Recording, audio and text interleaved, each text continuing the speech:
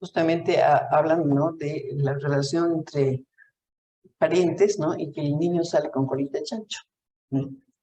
Bueno, en cuanto a la normativa siempre es a veces funciona, digamos, como un marco en donde realmente uno puede decir, bueno, yo tengo derecho a esto, pero a veces es muy limitada en relación a la propia realidad. Entonces aquí, digamos, el Estado ecuatoriano ha suscrito la mayor parte de los tratados y convenciones internacionales de protección a la niñez, ¿no? Al ser sujeto de derechos, la normativa establece la protección integral que el Estado, la sociedad y la familia debe garantizar a todos los niños, niñas y adolescentes que viven en el Ecuador con el fin de lograr su desarrollo integral y el disfrute pleno de sus derechos en el marco de libertad, dignidad y equidad. Ese es, digamos, un poco el discurso, ¿no? Realmente, ¿qué es lo que se hace efectivamente, ¿no?, para que se cumpla esto? Es bastante poco. Entonces está, por un lado, ¿no?, si de manera general la protección de niños, niñas y adolescentes, ¿no?, que todas tienen el tema del interés superior del niño, bueno, está en el Código de la Niñez y Adolescencia, en el Código Integral Penal, en la Ley Orgánica Integral para prevenir y erradicar la violencia contra las mujeres, la ley que regula la interrupción voluntaria del embarazo para mujeres, niñas y adolescentes en caso de violación, y convenciones internacionales de derechos de niños, niñas y adolescentes, ¿no? Están suscritos lógicamente por Ecuador. Todo esto, ¿no?, realmente sí da un marco, ¿no? Pero ¿quién hace seguimiento de los marcos, ¿no? ¿Quién ejecuta los marcos, ¿no? ¿Qué políticas públicas efectivamente se producen a partir de esto? Otro tema que es decir, la pobreza es terrible. La pobreza es maligna. El incremento de la violencia en contra de las mujeres se analiza en el estudio de Gloria Camacho, sobre los resultados de la segunda encuesta, ¿no?, en la cual se plantea la relación entre el nivel socioeconómico y violencia. Pertenecer a un hogar pobre no solo es sinónimo de carencia, sino de mayor probabilidad de sufrir violencia de género por razones como la baja escolaridad de sus integrantes a nivel familiar, la exposición de niñas, mujeres y mayores a mayores riesgos, hacinamiento, desprotección, trabajo infantil o precario. Menores oportunidades que tienen las mujeres para lograr su autonomía, persistencia de roles tradicionales y valores patriarcales. Este tema de la persistencia de roles tradicionales y valores patriarcales es muy fuerte, digamos, ¿no?, cuando se analiza el tema de las relaciones de incesto. Y también dice a las innumerables fuentes de conflicto asociados con la sobrevivencia y satisfacción de las necesidades básicas. ¿Qué es lo que dicen las estadísticas, ¿no? Aquí se analiza un poco lo que pasó, es decir, el dato del 2017 y el dato del 2022, en lo que son abuso sexual en menores de 11 años y en violación en menores de 11 años en el 2017 y en el 2022. Entonces aquí podemos ver efectivamente, ¿no?, que en Santo Domingo y Ambato, por ejemplo, el crecimiento del abuso sexual, ¿no?, entre el 2017 y el 2022 es enorme, ¿no?, de 17 a 39 de lo que se sabe, ¿no? Es decir, yo creo que aquí es bien importante ver, que como ya vamos a ver un poquito más adelante, el tema del subregistro. Y en Ambato también de 11 a 31, ¿no? Ciudad de Ambato, bueno, veamos, es una ciudad muy curuchupa, digamos, ¿no?, pero donde efectivamente están sucediendo cosas muy serias. Todas las otras tienen crecimiento también, pero no son crecimientos tan evidentes como los que ocurren en Santo Domingo y Ambato. Aquí es violaciones y abuso sexual en niñas de 12 a 17 años, es decir, mayores, ¿no? Y también se da más o menos lo mismo, ¿no? Aquí vemos en el 2017 el naranja, ¿no? En Santo Domingo era 17 casos y sube a 109, ¿no? Es decir, hay un incremento bestial, ¿no? En las otras, como digo, no, en Puerto Viejo también, es decir, no, sí, en Puerto Viejo hay una subida fuerte, en La Guardia también hay una subida fuerte, de 20 a 56, en Ambato de 35 a 86, en Río Verde casi no se ve. Y los datos de violencia sexual, o lo que dice el Ministerio de Salud Pública, ¿no? Es decir, aquí se analizan, por ejemplo, desde el 18, no habían datos del 17, 18, 19, 20, 21 y 22. Y ustedes ven, ¿no?, que en mujeres de 15 a 19 años, ¿no? O menores de 14 años, hay una tendencia a la baja muy fuerte, ¿no? Del 17 hasta el 2022, ¿no? Es decir, en el máximo, digamos, mujeres menores de 14 años son 64 los casos, y aquí en el 22 son 23 apenas. Entonces uno dice, bueno, ¿qué es lo que pasa? ¿No? El Ministerio de Salud Pública ya no le llegan casos, o la pandemia hizo que ya la gente no se preocupara de eso, sino que se preocupara de otras cosas, o hay una mala atención, o qué es lo que pasa, ¿no? Entonces, realmente estas diferencias en las estadísticas, ¿no?, hacen que realmente uno no pueda tener claridad y contundencia a la hora de elaborar política pública. Otro de los temas, ¿no?, que es muy importante señalar es el crimen organizado y la violencia contra niños, niñas y adolescentes. El incremento de la violencia narcodelincuencial y el crimen organizado ha generado mayores riesgos para niños, niñas, adolescentes y mujeres, como también lo demuestra el incremento de muertes violentas de mujeres. Algunos de estos casos son denunciados, otros se quedan en silencio por el temor a las retaliaciones. Hay mucho temor en las poblaciones como Esmeraldas, por ejemplo, La Guaque, ¿no? La gente tiene pavor de denunciar por lo que le puede ocurrir. Las hijas, niñas y adolescentes y víctimas indirectas de los femicidios o feminicidios quedan desprotegidas, y el riesgo de ser víctimas de la violencia y el riesgo, digamos, de ser víctimas de violencia sexual, violencia de abuso sexual. Esto lo digo no porque muchas de las niñas, víctimas indirectas, niñas y adolescentes, ¿no?, que quedan sin el papá porque seguramente o huyó o está en la cárcel o se suicidó, ¿no?, y la madre, ¿no?, ya está muerta. Entonces vienen los vecinos o vienen los familiares cercanos o vienen familiares normalmente y se los llevan a la casa. Entonces ahí lo que es. Aquí el tema de los femicidios, ¿no?, ustedes pueden ver esta curva, ¿no?, que da 412 femicidios en 2022. Ahora, ¿cuáles son los principales hallazgos, no? La naturalización de los delitos sexuales hacia niños, niñas y adolescentes es producto de la tolerancia a prácticas de ejercicio de poder sobre las niñas y mujeres que se da desde hace muchas generaciones. Este es un tema que no es actual, que no se da ahorita, sino que ha venido sucediendo hace mucho tiempo. Más allá de culpar a las madres, creo que es importante esto, ¿no? De malas cuidadoras o negligentes, se hace necesario un abordaje integral que tome en cuenta que las cuidadoras de las niñas, niños o adolescentes fueron también víctimas de violencia víctimas de violencia sexual. Entonces también están repitiendo conductas, no conductas aprendidas, que se transmiten también de generación en generación en las familias. Entonces ahí hay un testimonio, dice del Aguario, algún funcionario del Ministerio de Educación, que hay una falta de protección intrafamiliar. La mamá decía que trabajaba, el papá la abandonó, la niña pasaba solo en la casa, la niña se refugió en el docente. La fiscalía trataba de resistirse, de no recibir la denuncia.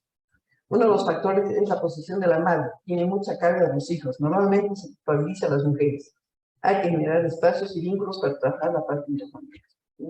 Es decir, es una cuestión de tratamiento intrafamiliar, porque no solamente, ¿no?, es la víctima, el niño o la niña o la adolescente víctima de incesto, sino que toda la familia se involucra en esto. La ausencia de las políticas públicas dirigidas hacia niños, niñas y adolescentes. La falta de políticas públicas dirigidas hacia niños, niñas y adolescentes repercute negativamente. No hay un horizonte de oportunidades positivas que les permita desarrollar un proyecto de vida a estos niños, por lo que son presa fácil de crimen organizado. Esto se da sobre todo en Esmeraldas, en Aguac. Es muy fuerte, y también en Puerto Viejo. Es decir, cómo esta falta de oportunidades hace que los niños y adolescentes, ¿no?, y las niñas miren con emoción, de alguna manera, el tema de pertenecer a bandas, ¿no?, porque eso les da plata, o pertenecer a redes de narcotráfico, porque eso les da plata. El Estado no está presente, como tampoco las oportunidades, y aplicación de derechos está. Esta ausencia es más notoria en cantones alojados y principalmente en las parroquias rurales. Es decir, cuando uno va a las parroquias rurales, hay un abandono que uno dice, ¿qué pasa aquí? Aquí no hay Estado, ¿no? Es decir, viven como pueden vivir. Y hay situaciones de pobreza muy fuertes, y lógicamente, es decir, no hay oportunidades, ¿no?, ni escolares, ni de ningún tipo, ni laborales, ni de entretenimiento. el subregistro de datos promueve la naturalización del incesto. Esto está diciendo. La violencia sexual, la violación, el incesto no se denuncia, ¿no? Ya habíamos dicho, ¿no?, que el 96.6% de los casos no se denuncian. Los funcionarios, sobre todo el Ministerio de Salud Pública y Tenencias Políticas, están sobrecargados, con poco acceso a sensibilizaciones y capacitación. Evaden sus responsabilidades por lo engorroso que es el proceso penal. No quieren ir a las audiencias.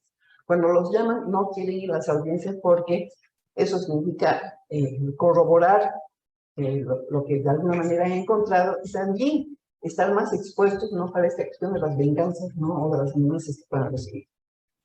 Y también otro de los problemas, ¿no?, que también se da en el Ministerio de Salud Pública, que se da también en las tendencias políticas, que se da entre los maestros, es el tema de la rotación, ¿no? Entonces, van rotando continuamente, ¿no? No hay un eje, ¿no?, que de alguna manera pueda tener mayor conocimiento del territorio y de las cosas que suceden.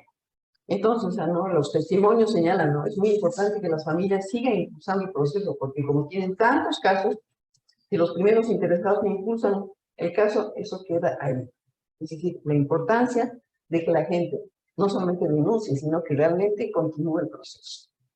Dice, el personal de salud no es sensible a estos casos, es complicado sensibilizarlos, sobre todo a los ginecólogos. Están negados a la atención por el temor a involucrarse en un proceso legal, ¿no? Y eso es bastante reiterativo en los diferentes lugares, ¿no?, donde efectivamente se están dando estos casos, ¿no?, que los médicos dicen, bueno, hay lesión, pero tratan de sacarla, ¿no?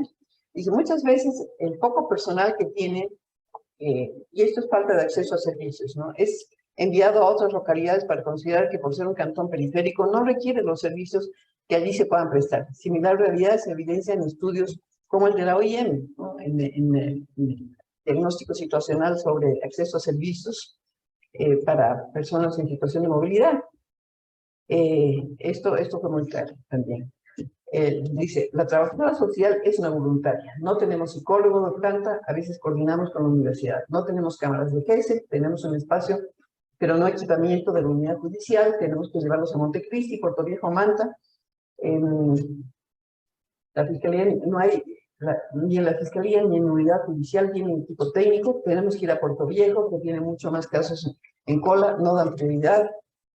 Tenemos 5 jueces en Jipijapa y todos se los llevan, los tienen rotando, hasta el médico legista los llevan a Puerto Rico, ¿no? Es decir, esto es la realidad de muchos de los cantones pequeños, ¿no?, en donde realmente o no tienen institucionalidad o les quitan la institucionalidad, la poca institucionalidad. El tema de la normalización del incesto también influye en la ocurrencia del incesto y en su normalización tanto la falta de información sobre la normativa nacional e internacional de estos delitos, como también ciertos aspectos culturales en las comunidades rurales o parroquias indígenas que son difíciles de modificar. Las uniones tempranas de niñas de 11 y 12 años son culturalmente aceptadas. Esto ocurre en Lago Agrio, esto ocurre en Santo Domingo Los Áchiras, fundamentalmente, y también hay casos en Tungurahua.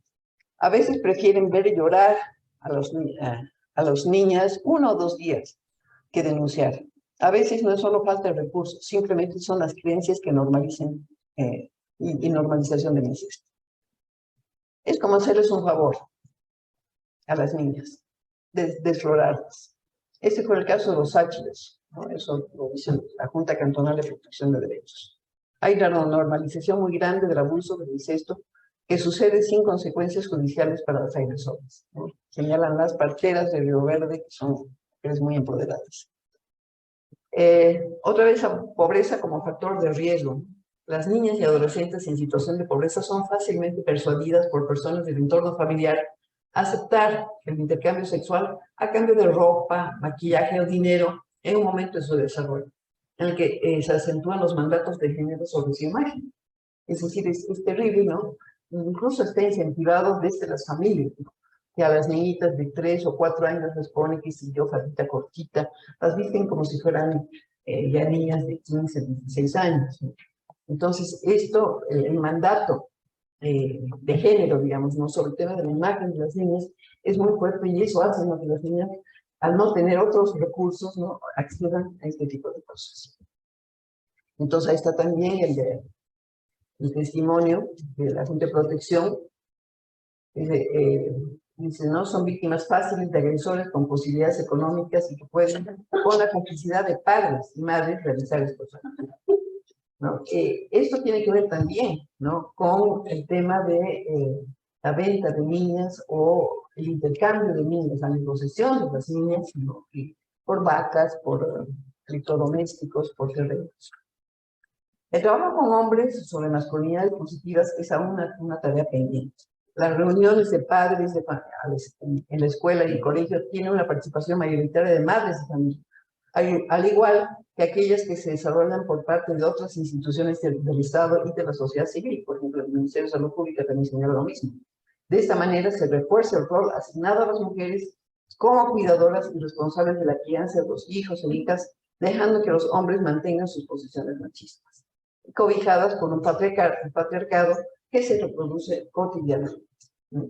Entonces, aquí, bueno, ¿cómo se llama? El miembro de la Junta Cantonal de Protección de Derechos de Río Verde dice que solamente vamos de no vamos. ¿Sí?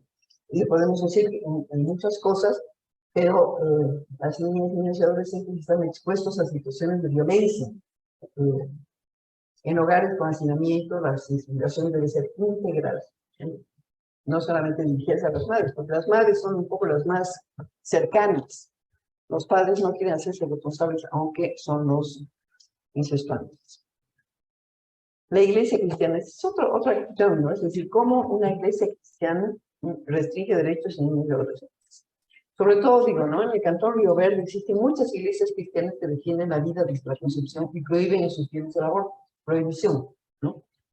Esto ha generado que muchas de ellas que pertenecen a estas iglesias se hayan inhibido de abortar aunque hubieran querido hacerlo, con los consecuentes efectos físicos, psicológicos que esta decisión puede conllevar para la niña y adolescente, y con el riesgo de que posteriormente el recién nacido sea rechazado y disfrutado.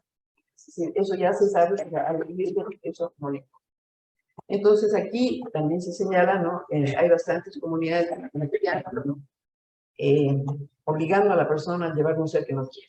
Hacemos prevención de maltrato y abuso, vamos a las instituciones, se coordina con distritos de educación para ir a escuelas y colegios.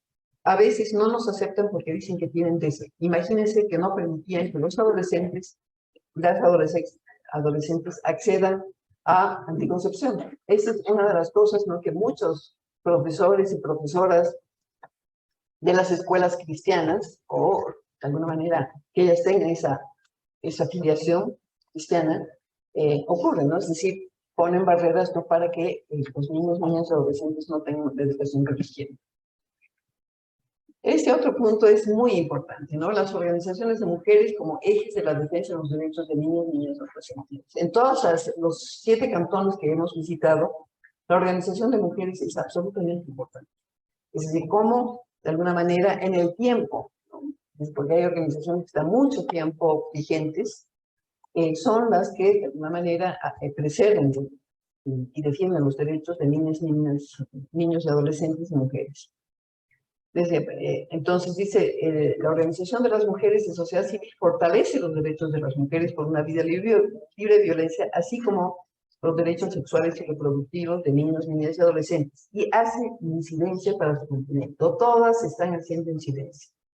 En Puerto Viejo, la colectiva Tejedoras Manavitas y Fundación Nuevos Horizontes; en Manta, Fundación Río Manta; en Jipijapa, Centro de Atención del Movimiento de Mujeres de Jipijapa; la Fundación Acción Solidaria en Santo Domingo; la Federación de Mujeres Escondidos; la Red de Mujeres Escondidos, lógicamente, la Red de Mujeres de Río Verde en Esmeraldas, y Colectivo Ana Peralta en Ambato. Todas están haciendo incidencia, y eso es muy importante. Y ahí también uno dice, bueno, estas mujeres, estas lideresas, ¿no?, que a veces también, por ejemplo, en Río Verde hay una organización de mujeres, que es la Red de Mujeres de Río Verde, pero también está dentro de esta red, ¿no?, a defensoras comunitarias, están las parteras, que cada una hace un trabajo increíble, ¿no?, Y bueno, son las que encuentran más casos, ¿no? Del incesto, porque son las que van justamente a las comunidades más alejadas,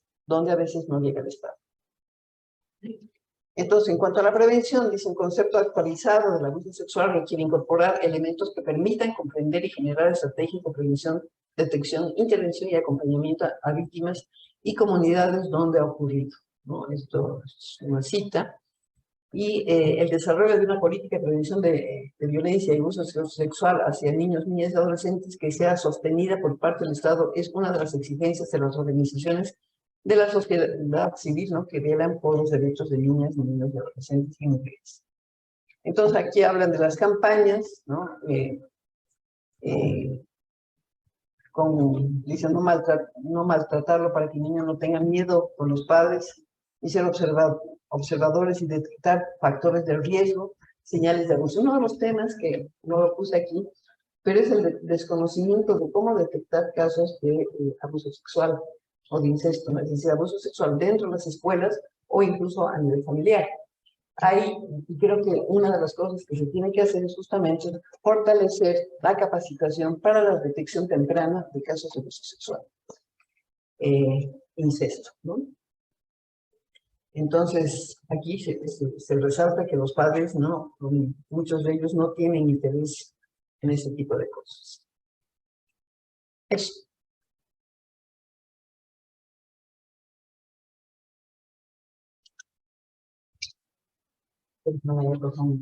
Muchísimas gracias. Sí. Sí. Si quieres,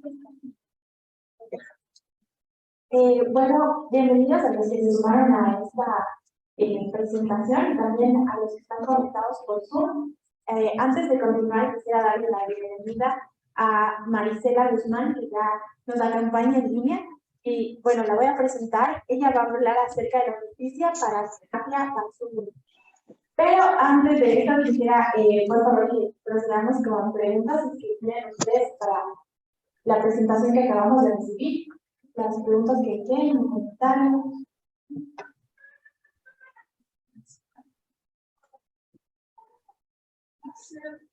Varias preguntas.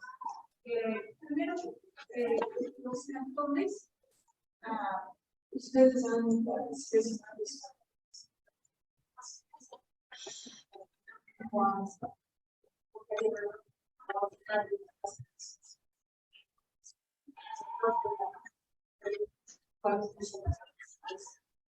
Bueno, los cantones fueron elegidos por dos motivos. Uno, porque ya tenía un trabajo previo en la forma de configuración de esa que se veía ahí.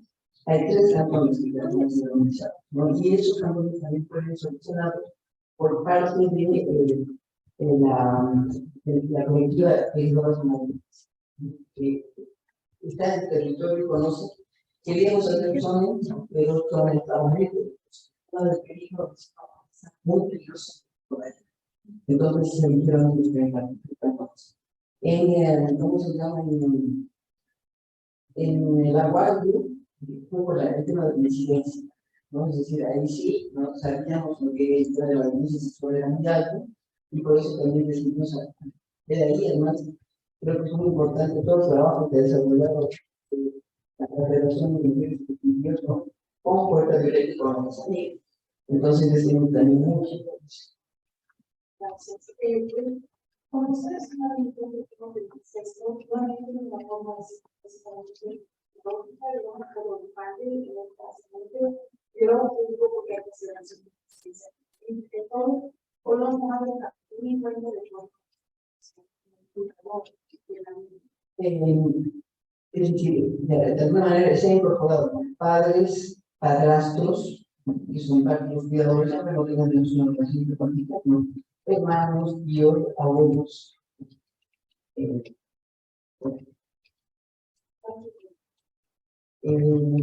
¿Cómo que los tres?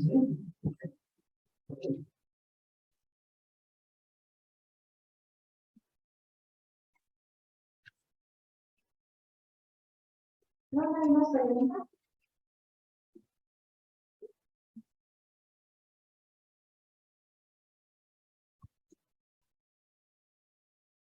Bueno, muchas gracias, ya de la economía y de la capacidad y de cuánto un poco de economía a veces competitiva.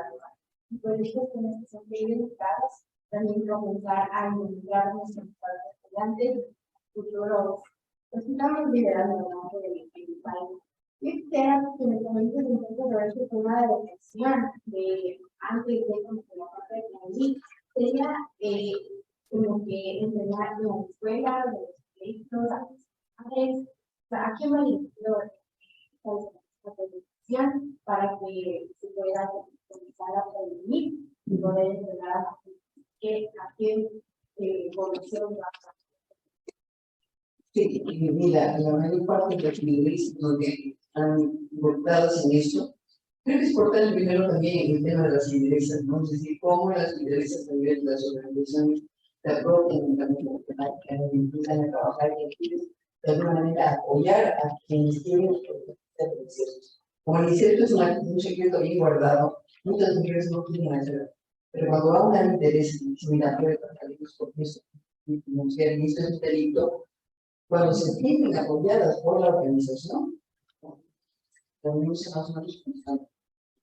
Pero si no tienen apoyo, y en relación con la expectativa de definición se ubican como dos grandes poblaciones, ¿no? Una es la familia, sobre todo a nivel rural. Y las mujeres a nivel rural, una de las dirigentes de lugar de comentar una caracterización de la situación y posición de las mujeres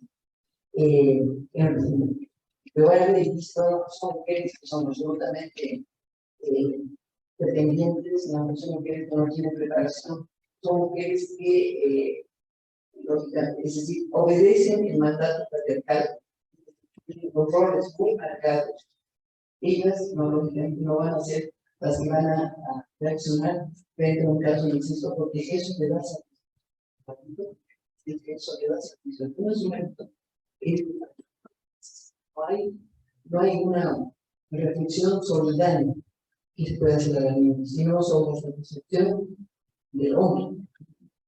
Es decir, un entorno, ¿no? Que va a llegar este hombre. El otro entorno es escolar. Es decir, cómo las escuelas no de estudiar, pequeñas, digamos, tenemos, si es que van a la escuela, no pueden, en este caso, pero en todo caso, darles herramientas como para que puedan detectar los comportamientos de las niñas y niños, a veces cambian, se modifican. Y eso está teniendo no solamente es una roca, no es que el niño no entiendo, esa niña se la pasa llorando, no, y este es otro problema, porque, por ejemplo, también se señala lo que los veces a nivel de la comunidad educativa que se trata en sus casos son absolutamente insuficientes, ¿no? Es decir, según lo que decían del Instituto de Educación, hay creo que un 35% menos de estudiantes.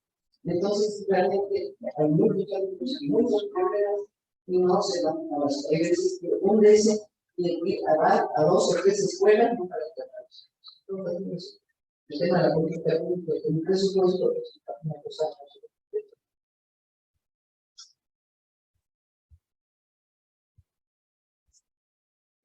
Yo tengo una pregunta. ¿Qué se pone el nombre porcentaje de e-commerce que está usando?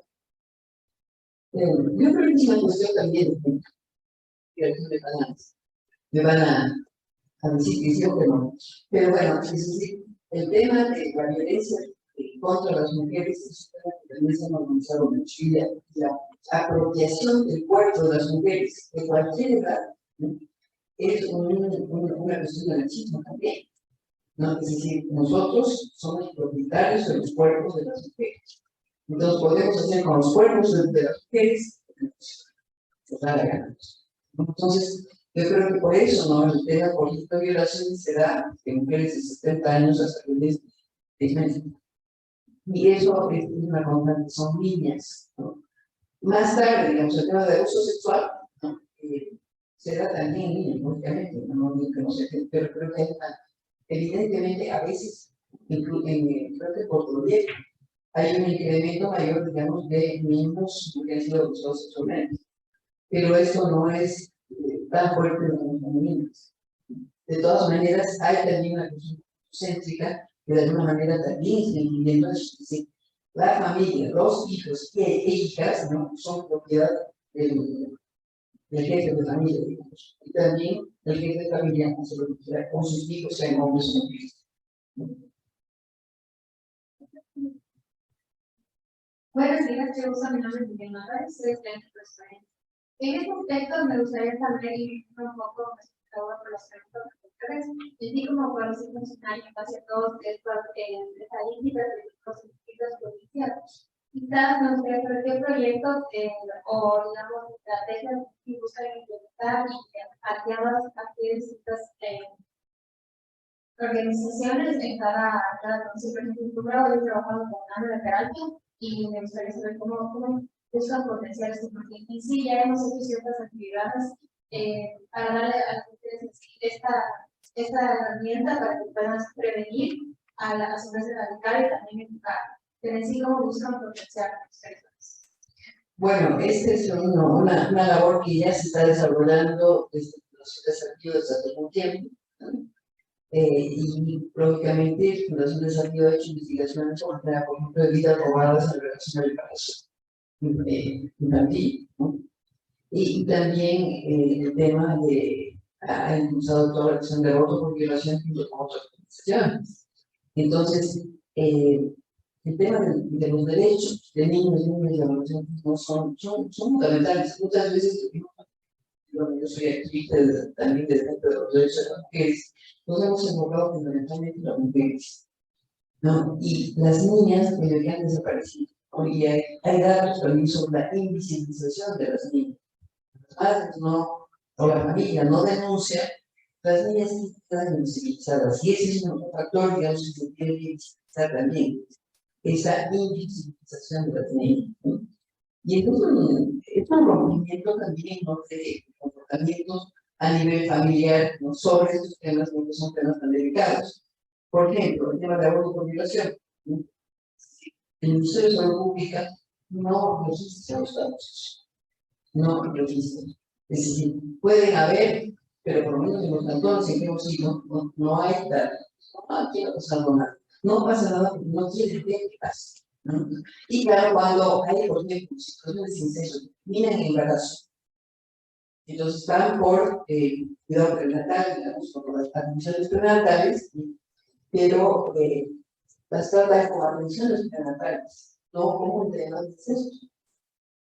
No averiguan eso, aunque estén absolutamente claras en saber que efectivamente ese es el problema, es decir, que el embarazo de esa niña viene producto de una violación, de 12 años, ¿no? O en ese menor de edad.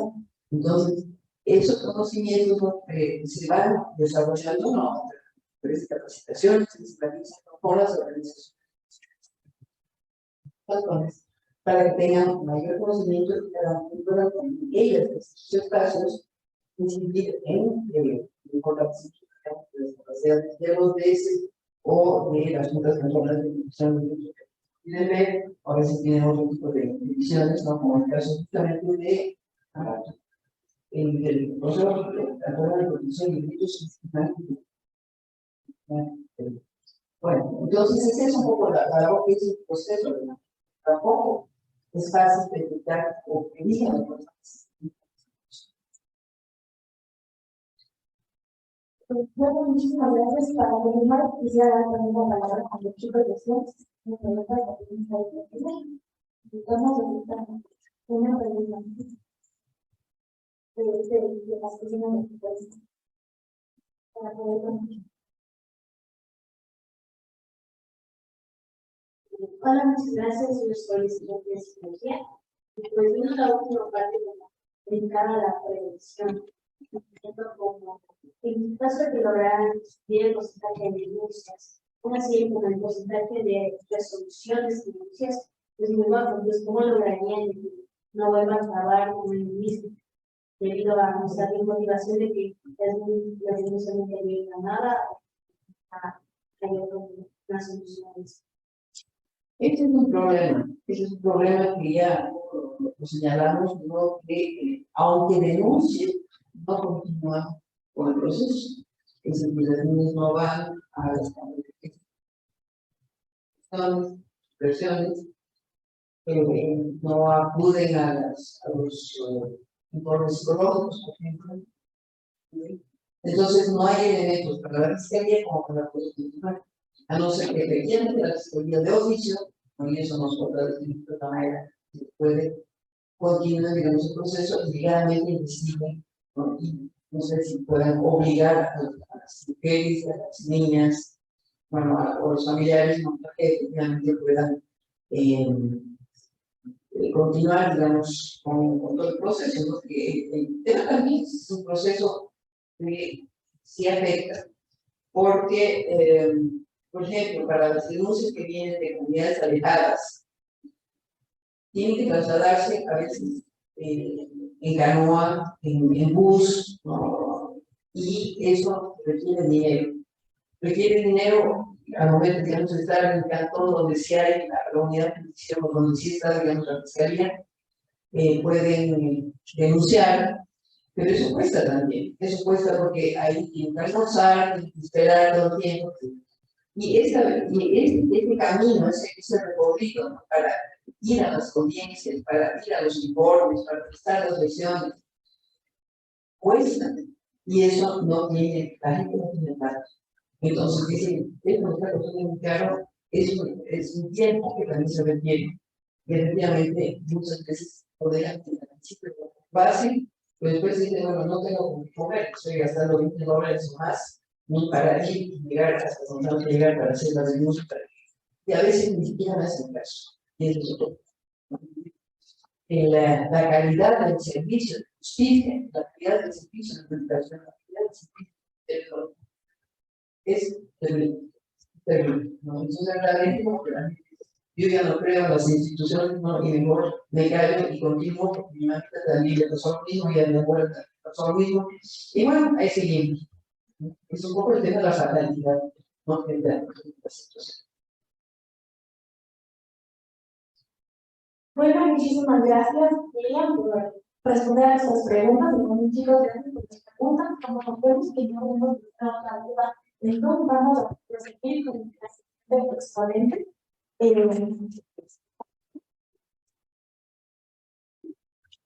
La siguiente exponente es Maricela Guzmán y va a hablar acerca de justicia para Katia Basulto. Maricela Gladys Guzmán Suárez es licenciada en Comunicación Social, activista y coordinadora de ASTA. Desde abril de 2020 lleva una lucha incesante por obtener justicia por el femicidio de su hija Katia Basulto. Lucha por la igualdad de género y contra del patriarcado. En ASTA, día a día sigue construyendo redes de apoyo y solidaridad junto a sus compañeras trabajadoras de plantaciones de banano. Bienvenida y muchas gracias.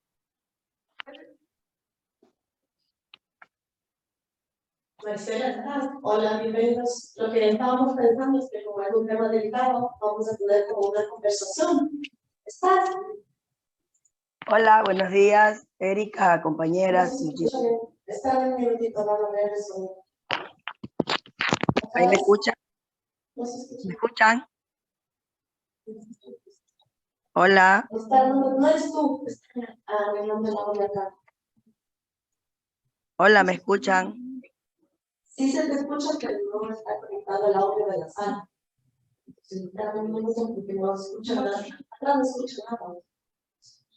Está muy bueno. Entonces, puedes tratar de subirle tu volumen. Ahí. Acá. ¿Ahí me escuchan? Está bien.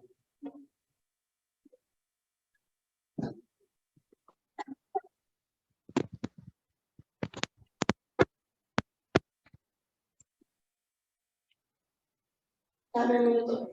Ahí. Uno de los chicos que está conectado. Ahí. Habla, Maricela. Hola, Otra vez, por favor. hola, hola. Está todo el volumen.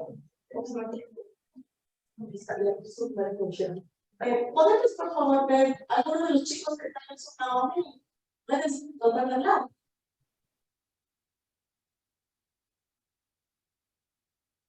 Hola. Doménica, ¿puedes tratar de hablar? Déjame ver todo esto. Por Zoom sí se escucha perfecto. Sí, no es aquí, en la parte de nuestra. No, ahorita les subí el volumen. Presiento que es en la sala, porque ahora habló una compañera y ella le escuché perfectamente bien, pero la sala se escucha entrecortada.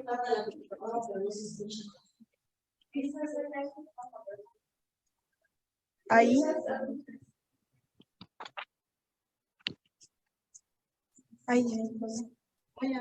Ahí tal vez. Ahí tal Hola. vez.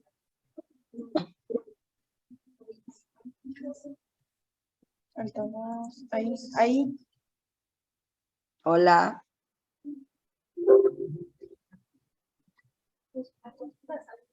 Ahí.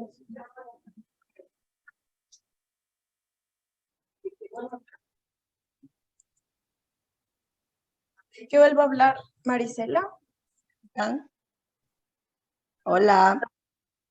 Se escucha igual.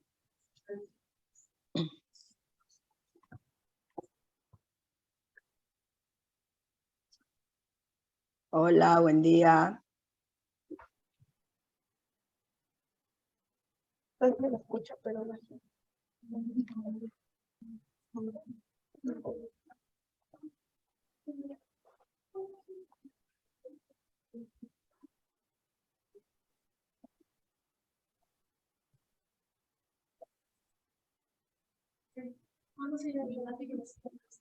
Okay. Bueno, hasta solucionar estos problemas técnicos, vamos a seguir con la presentación de Mayra Tírida. Ella va a estar hablando acerca del estado de acceso a la justicia para mujeres víctimas de violencia en Ecuador. Mayra Tírida Rubio es abogada del Ecuador, máster en Sociología Jurídica, máster en Derecho Constitucional y candidata a máster en Derecho Penal Internacional. Es docente, consultora y coordinadora de acciones legales de la organización feminista Fortuna Ecuador. No te escucho porque creo que estoy A en la continuación reunión. vamos a iniciar con un video. Verte.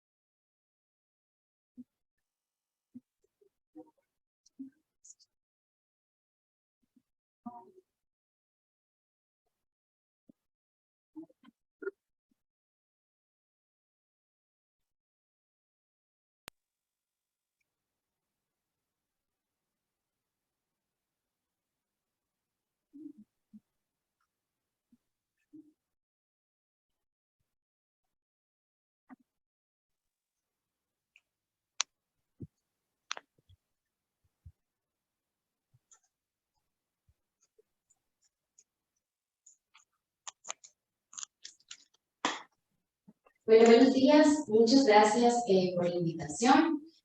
Y efectivamente creo que voy a hablar un poco sobre el estado de acceso a la justicia en el Ecuador para las mujeres, y creo que no solamente en el Ecuador, sino también en el mundo y en América Latina.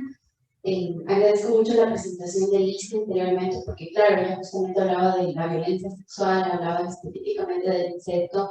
Y claro, justamente cuando habíamos preparado un poco este video, lo que nosotras queríamos posicionar como primer barrera que impedía directamente el acceso a la justicia para las mujeres y las niñas es la naturalización de la violencia. Es sumamente claro cuando, por ejemplo, en el video le dice efectivamente si fuera tu esposo, tu hermano, tu pariente, quien sea, ¿qué es lo que le dice? Finalmente dice no le haría nada. Creo que en la práctica esta es la principal barrera que tienen que sobrepasar directamente las víctimas, es llegar al sistema de justicia. Entonces, cuando nosotros hablamos de garantizar de alguna manera el acceso a la justicia de las mujeres, de las niñas, víctimas de violencia, implica sopesar una serie de barreras. Teóricamente, ¿no? La tutela efectiva tiene que ser un componente que es el acceso a la justicia. Entonces voy a hablar como de distintos momentos en manera específica, ¿no? La primera es cómo llego y cuál es esta facultad de acceder directamente a los tribunales. O sea, es ese derecho de que yo pueda llegar a un lugar y pueda efectivamente que me pueda presentar mi denuncia, ¿no? En segundo lugar, es efectivamente tener a partir del juez o las jueces o las autoridades que reciban directamente mi caso, que me den una respuesta y que esta respuesta sea una respuesta buena, una respuesta que no tarde en años, ¿no? Y finalmente, que yo pueda tener una asistencia, que pueda tener una decisión en relación a mi caso. Y que esa decisión, aun cuando no me sea favorable, efectivamente esa decisión garantice ciertos derechos y tenga una reparación integral. Entonces voy a hablar un poquito de estos tres momentos. El primer momento, como yo les decía, es esta posibilidad de poder directamente llegar a este tema. Lo que pasa en la práctica, y como ya conversó bastante Liz, y como vimos en el video, es que la violencia contra las mujeres no se denuncia porque está completamente naturalizada. Si nosotros miramos, por ejemplo, en los delitos más graves contra las mujeres, como es el tema de femicidio, sabemos que el año pasado fue el año más violento. Yo ya llevo igual algunos años en esta causa, efectivamente, por los derechos de las mujeres, y me acuerdo claramente cuando yo empezaba mi vocería, yo decía, cada 73 horas una mujer es asesinada en el país. Esto es más o menos hace 10 años. Ahora yo tengo que decir, cada 26 horas una mujer es asesinada en el país. Entonces pareciera que efectivamente deberíamos estar mejor, que los derechos de las mujeres se posicionen. De hecho, cada vez más veo los redes, no es para los derechos de las mujeres. Yo digo, si realmente estuvieran tan bien, como efectivamente a veces me quiera hacer pensar, no tendría que doler el alma cada vez que diga cada 26 horas una mujer asesinada. Entonces, con esto quiero decir que la principal barrera que tienen que sortear las mujeres, efectivamente, para llegar a los tribunales, es la naturalización de la violencia. Es el hecho de que absolutamente nadie le cree. Y la violencia nos pasa a todos. Estadísticamente, 6 de cada 10 mujeres sufren algún tipo de violencia. Entonces, es muy probable que 6 de cada 10 que estamos aquí hayamos en algún momento de nuestras vidas vivido algún tipo de violencia. Y lo que pasa es que esta violencia se vive en soledad, se vive entre muy pocos, no se cuenta la vergüenza, no sabemos cómo actuar, pensamos que es privado, no, yo no me voy a meter ahí. Es un tema que no lo se hace de buenas, donde todo el tiempo estuvimos analizando, incluso hasta el propio sistema de justicia. Si miramos un poco la legislación pasada, yo aprendí que había estudiantes de derecho. Les invito a que lean el Código Penal anterior. Y me acuerdo claramente que está en el artículo 17 que dice: no habrá infracción alguna cuando el cónyuge mate al otro al instante de sorprender los asesinatos de usted. ¿Qué es eso? Femicidio. O sea, más o menos hace 20 años el municipio de este país era casi ilegal. Era ilegal. Por eso cuando yo veo tesis que dicen ¿por qué existe el femicidio? Yo digo, obvio, más verdad que quiera pensar que no está mirando más verdad. Lo que estamos viendo es que efectivamente para muchos jueces, los jueces de corte nacional, los jueces de corte provincial, son jueces que crecieron con este código, donde efectivamente el femicidio casi era legal. Digo casi porque hay como algunos noticias ahí, pero nosotros estamos interesados en poder decir que no hay excepción alguna que le mata a la esposa en el instante de su primer eso sigue siendo y eso es. Entonces, con esto quiero mostrar que la naturalización de la violencia pasa desde los espacios más cercanos hasta los espacios más amplios, ¿no? Como es el derecho y como son todas las instituciones sociales. Vamos a pensar que vamos a empezar a superar la barrera y vamos a entrar directamente en la unidad judicial de violencia para presentar una denuncia, voy a llegar directamente a la Junta de Protección de Derechos o voy a llegar a la Fiscalía Especializada. Una vez que yo llego a este lugar, en este lugar las principales dificultades que vamos a tener es que, entre comillas, nos dicen que son especializadas. Primero, solo existen 70 fiscalías especializadas a nivel nacional. Hay provincias donde no hay fiscalías especializadas, entonces acceder a la justicia va a ser mucho más difícil de ahí. O van a haber solo 30 unidades oficiales de violencia a nivel nacional. Entonces yo digo, solo hagan aquí breves cuentas, 6 de cada 10 mujeres a nivel nacional vive violencia. Imagínense que todas quisieran ir a denunciar a una unidad oficial de violencia, cuando a nivel nacional solo hay 30. Entonces la respuesta es obvia, porque todas las unidades oficiales de violencia, como todas las fiscalías especializadas en este país, están sobrepasadas. Existen más de 5.000 causas en cada una de las unidades oficiales, en cada despacho del fiscal, y no sé cuántas causas, pero seguramente muchísimas más de las unidades oficiales especializadas. Entonces, ya llegar directamente hasta las instituciones va a generar como un montón de retrasos, ¿no? Y eso va a contribuir muchísimo a lo que decía Liz, ¿no?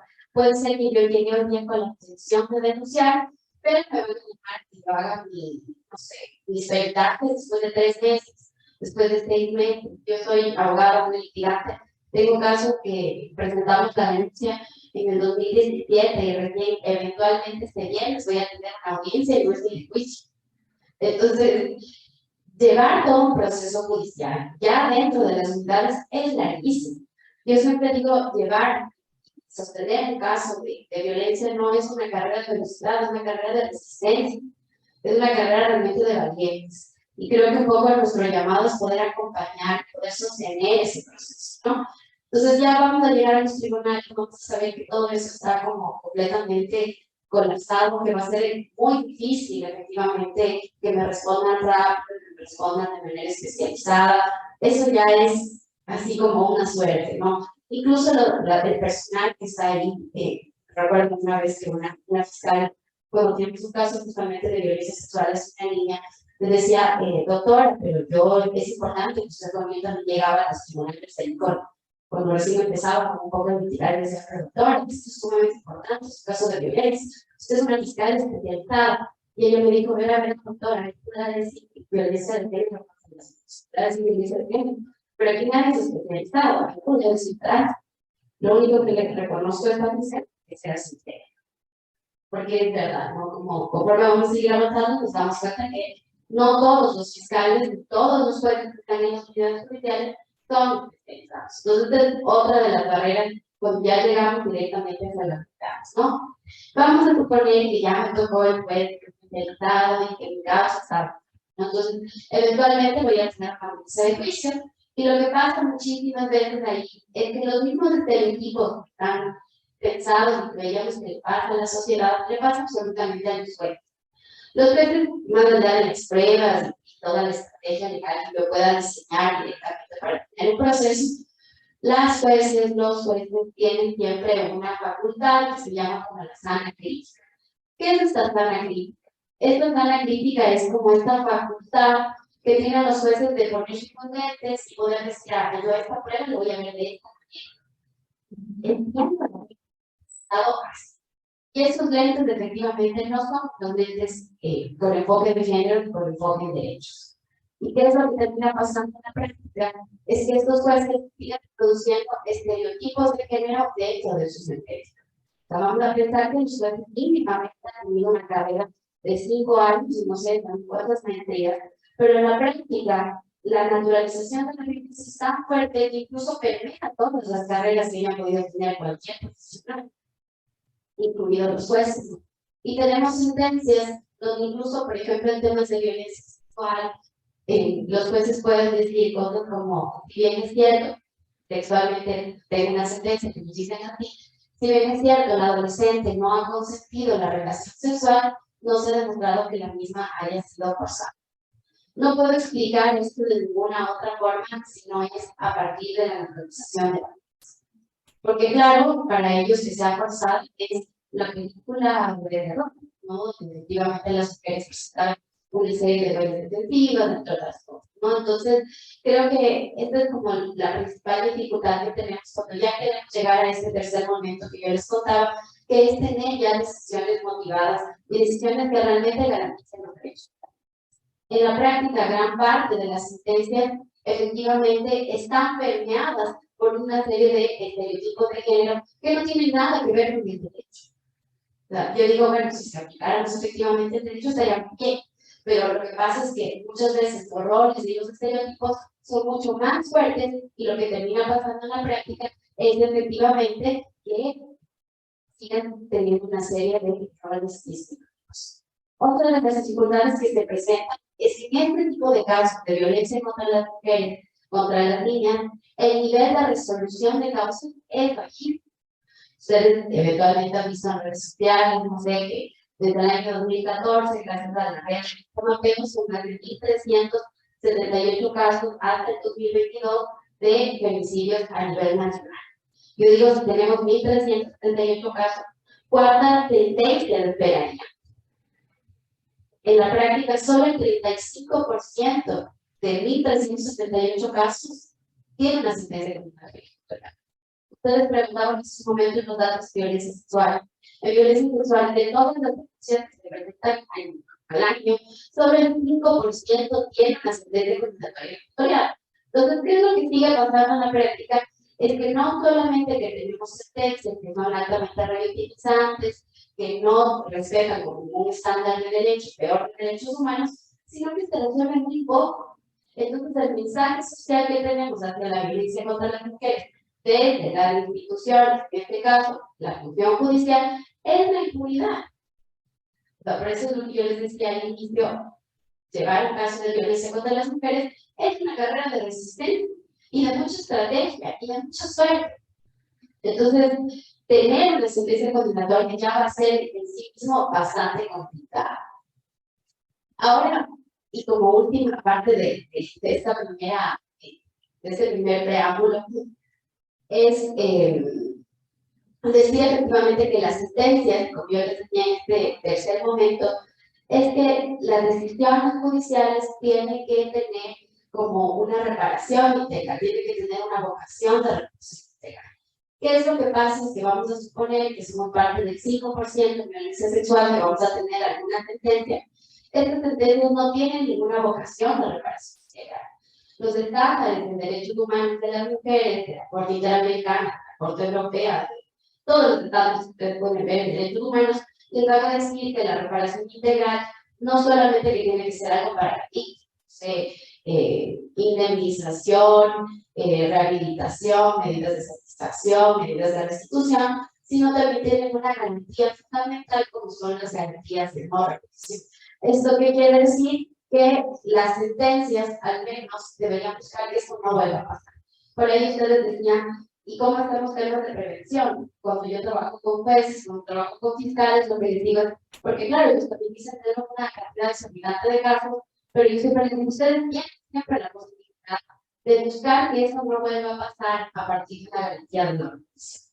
En la práctica casi no se entrega ningún tipo de garantías de repetición en ningún tipo de casos de violencia de género, ¿no? Efectivamente, me atrevería a decir que en todos los casos que conozco como garantías de no repetición, casi nada, ¿no? Entonces, llegar efectivamente con un caso, buscar una sesión, acceder a la justicia para las mujeres es sumamente complicado.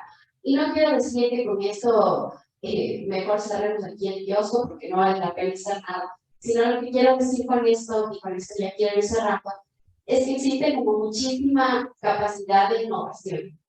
Creo que un poco el llamado, un poco la idea de que haya decidido venir también un poco a este espacio, compartir un poco mi experiencia, más allá de desalentar, es decir, que la justicia para las mujeres es sumamente difícil.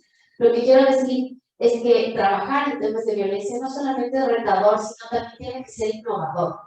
Creo que tenemos que empezar a buscar qué tipo de estrategias tenemos que empezar a tener para poder prevenir nuevos casos de violencia, para poder tener mejores decisiones fundamentadas. Y creo que ahí todavía hay muchísimo trabajo que hacer. Creo que, como hemos visto, el Estado responde muy poco hacia las situaciones de violencia.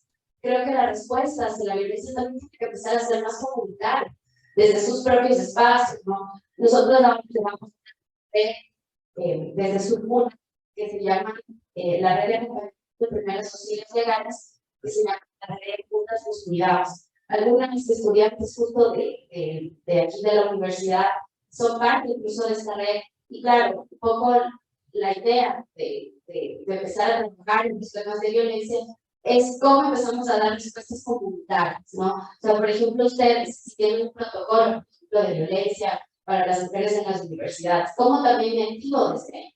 O sea, creo que no podemos seguir diciendo, bueno, efectivamente el Estado genera muchísima discriminación y es nuestro deber también buscar esta garantía de derechos, pero yo también creo que en este momento, con estas cifras, con estas estadísticas y ante este escenario, creo que la violencia contra las mujeres tiene que empezar a tener respuestas colectivas, desde las personas más pequeñas hasta los más adultos, y creo que un poco ese también es el llamado, y esta también es un poco la idea que yo quiero venir a decirles aquí.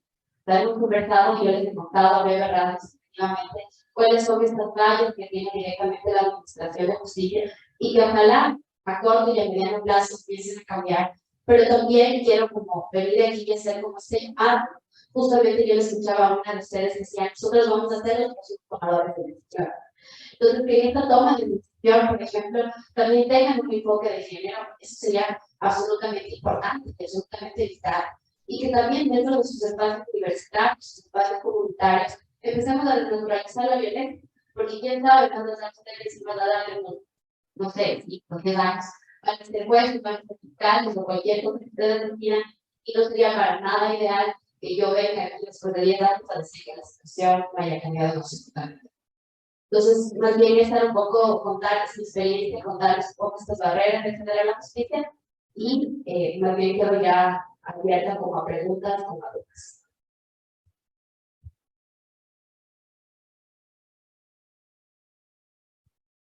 Bueno, quisiera agradecer primeramente muchísimo por las presentaciones que hemos vivido. Realmente no es notable los logros de la realidad castellana en casi cada de los años, también esa regularización que podemos hacer desde aquí, desde la universidad como estudiantes, espacios familiares y otros espacios que puedan ser dialogadas esta realidad. Entonces, a continuación tendremos las preguntas. Chicos, cualquier duda, cualquier comentario que quisieran hacer sobre esto. ¿Es preguntar que el Zoom habla? También también los del Zoom se pueden hablar y después haremos gracias. Sí. Y enseguida te...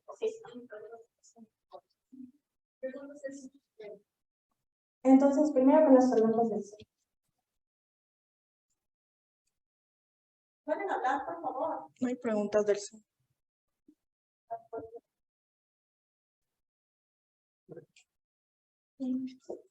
¿Alguien puede hablar de Zoom, por favor?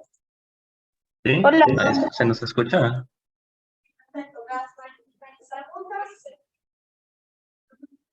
Chicos, ¿tienen preguntas? ¿Alguien de aquí? No, ¿no? Ok. Bueno, hola, Maricela. Entiendo que para las mujeres es complicado presentar una denuncia. Es muy difícil para ellas volver a repetir y volver a contar lo que ellas pasaron.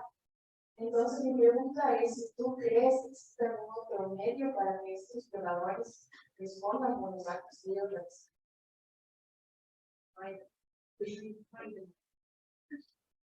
O sea, bueno, primero creo que es importante trabajar en el tema de la victimización. O sea, creo que, por ejemplo, para muchas mujeres, más allá del tema de violencia, de los tipos de violencia, muchas veces contar su historia de violencia puede ser más empoderante que no hacer. Existe también como un poco esta pretensión de decir que siempre volver a contar, efectivamente puede ser. Creo que cada vez más con este trabajo, quien tiene la decisión, quien tiene la respuesta, efectivamente, sobre contar su historia, son efectivamente las mujeres, son las sobrevivientes. Muchas veces para ellas hablar de los casos puede ser reparador, sobre todo, por ejemplo, en los casos de feminicidio, puede empezar así. Y también creo que hay que estar como muy atentas en relación a los temas de la victimización, porque, por ejemplo, me he encontrado con funcionarios judiciales, funcionarios que te reciben la denuncia, que una vez dice, yo no le puedo tomar la denuncia porque eso es revictimizar. Yo le decía, ¿cómo usted no le puede tomar la denuncia si está acceso a la justicia? No le toman la denuncia, le va a revictimizar a otro más. O sea, creo que tenemos que también empezar a trascender y empezar a estudiar efectivamente con mucho más detenimiento qué es la revictimización, cómo se puede efectivamente prevenir temas de revictimización en distintos tipos de campos, ¿no? Porque hay que tener la revictimización primaria, la revictimización secundaria, que es lo que te puede hacer el propio sistema de justicia al no recibirte la denuncia. Entonces creo que eso es muy importante. En tercer lugar, yo creo que quien tiene que tener el rol de decisión efectivamente sobre sus casos y qué es lo que conviene más, son las víctimas y son los sobrevivientes. Tú puedes tener muchísimos casos en los que las mujeres te pueden decir, a mí me da paz que lo preso. O sea, por ejemplo, en los casos de femicidio decían, yo no puedo soportar que de aquí a 10 años el femicidio de mi hermana esté jugando en el parque al lado de están mis hijos. Entonces, por más que yo pueda tener políticamente o teóricamente o una posición carcelaria, quien tiene la decisión efectivamente sobre la vulneración de su derecho son las mujeres y son los sobrevivientes.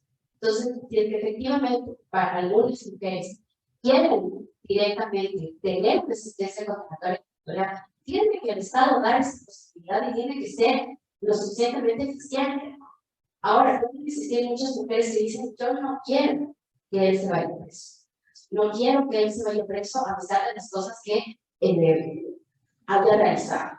Esa también es una posición eventualmente válida, ¿no? De las mujeres, de acuerdo al caso, independientemente. Creo que más bien intentar buscar como respuestas más comunitarias y colectivas. No quiero decir que sea como la fórmula perfecta, pero hace poco, por ejemplo, el año pasado, más allá de poder tener como muchísimas críticas, el juez constitucional Ávila sacó una sentencia sobre trabajar temas de violencia sexual en los espacios educativos. Y él decía, más allá de que también como pienso que puede existir como críticas directamente a esa sentencia, él decía que el trabajo tiene que ser un trabajo comunitario.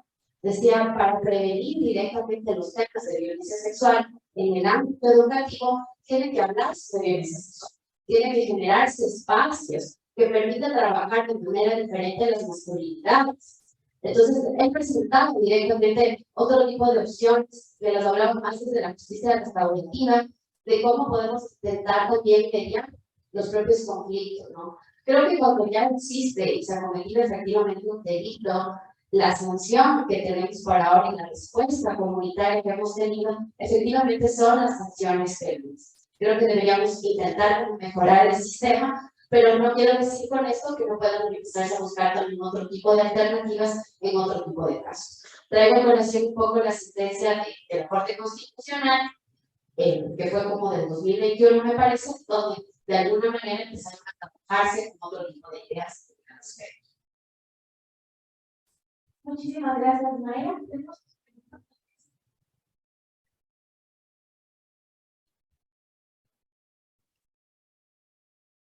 Hola, ¿cómo estás? Buenos días. Tú mencionaste algo acerca de las mujeres, entonces me gustaría saber cómo está, quiénes están estos, no sé si son como, no sé cómo llamarlo, porque no tengo mucha explicación. Entonces, por eso, supongamos, yo vivo en la ciudad de La Laguna.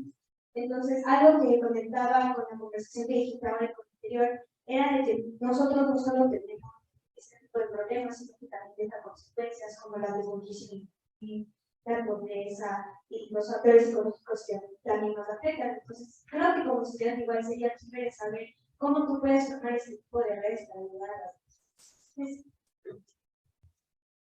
Bueno, existe ya un montón y eso ha sido como súper bonito y súper positivo, que cada vez vamos viendo como más las jóvenes, los movimientos estudiantiles se van a organizar. Creo que normalmente y lamentablemente estos grupos comenzamos a organizarnos a partir de nuestra propia editorial vital, de acompañar a nuestras amigas, de acompañar a nuestros familiares, pero sin embargo creo que siempre tú, o sea, desde tu propia iniciativa puedes empezar a buscar, por ejemplo, en La Tacunga, no sé, yo no conozco muchas colectivas, pero por ejemplo está la casa de acogida que se abrió, siempre puede ser como un espacio, vincularte como voluntaria directamente a ese trabajo de casa, o también dentro de tus propios espacios, formar una colectiva para trabajar, por ejemplo, recuerdo a las chicas que se formaron igual hace muy poco en Rebamba, ellas empezaron a usar el tema de las ordenanzas municipales en temas de igualdad en sus localidades.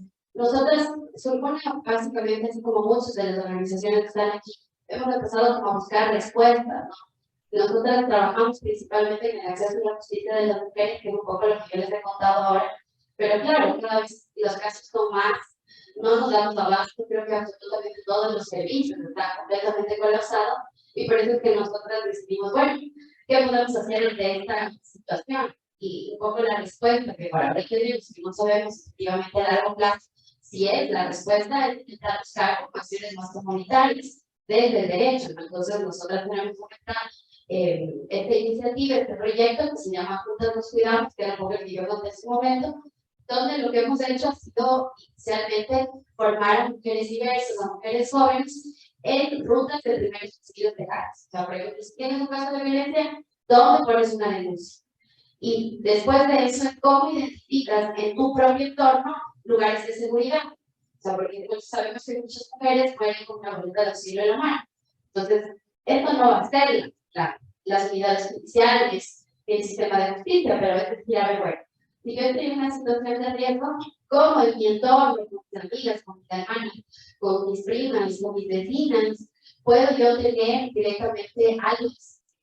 Entonces, hemos intentado buscar, como también intuitivamente, y un poco también teorizando un poco, cómo podemos empezar a acompañarnos las mujeres cuando estamos en una situación de violencia, que lo hemos hecho siempre, ¿no? Las mujeres siempre se acompañan. Ahora lo que hemos intentado es darle como ese sentido más jurídico, ¿no? Como de decir, bueno, las medidas de protección se pueden entregar aquí, se pueden diseñar. Pero un poco la apuesta ha sido como esta descentralización, o sea, es decir, que no necesitas ser un abogado para hacerlo.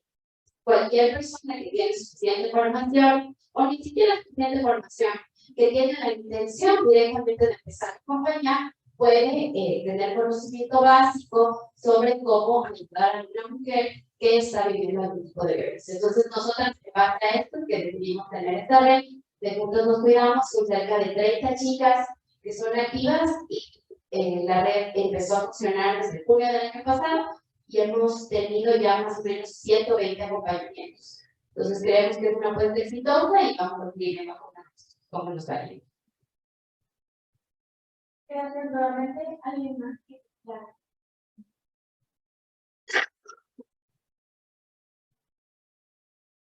Hola, había mencionado el tema de que el año pasado fue uno de los años más violentos con esto de la tasa de incidencia como sumamente alta, pero no dejamos atrás.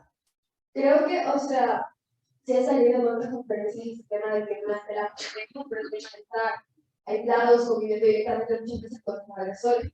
Entonces, este tema de incestuoso o sus parejas como románticas, etcétera, sus cónyuges, aumentó la violencia. Sin embargo, ya empezamos otra vez a salir de este aislamiento de la pandemia. Sin embargo, no sé, o sea, quería preguntar, como si yo estuviera en esta tasa, si fue así, ¿crees que, o sea, por qué? Si ya estamos como saliendo y la causa de inicialmente los movimientos de este aislamiento, ¿por qué ha seguido subiendo? Probablemente. ¿Consideras que esta pandemia pudo haber sido un paso atrás, o incluso 2 pasos atrás para todo el la lucha?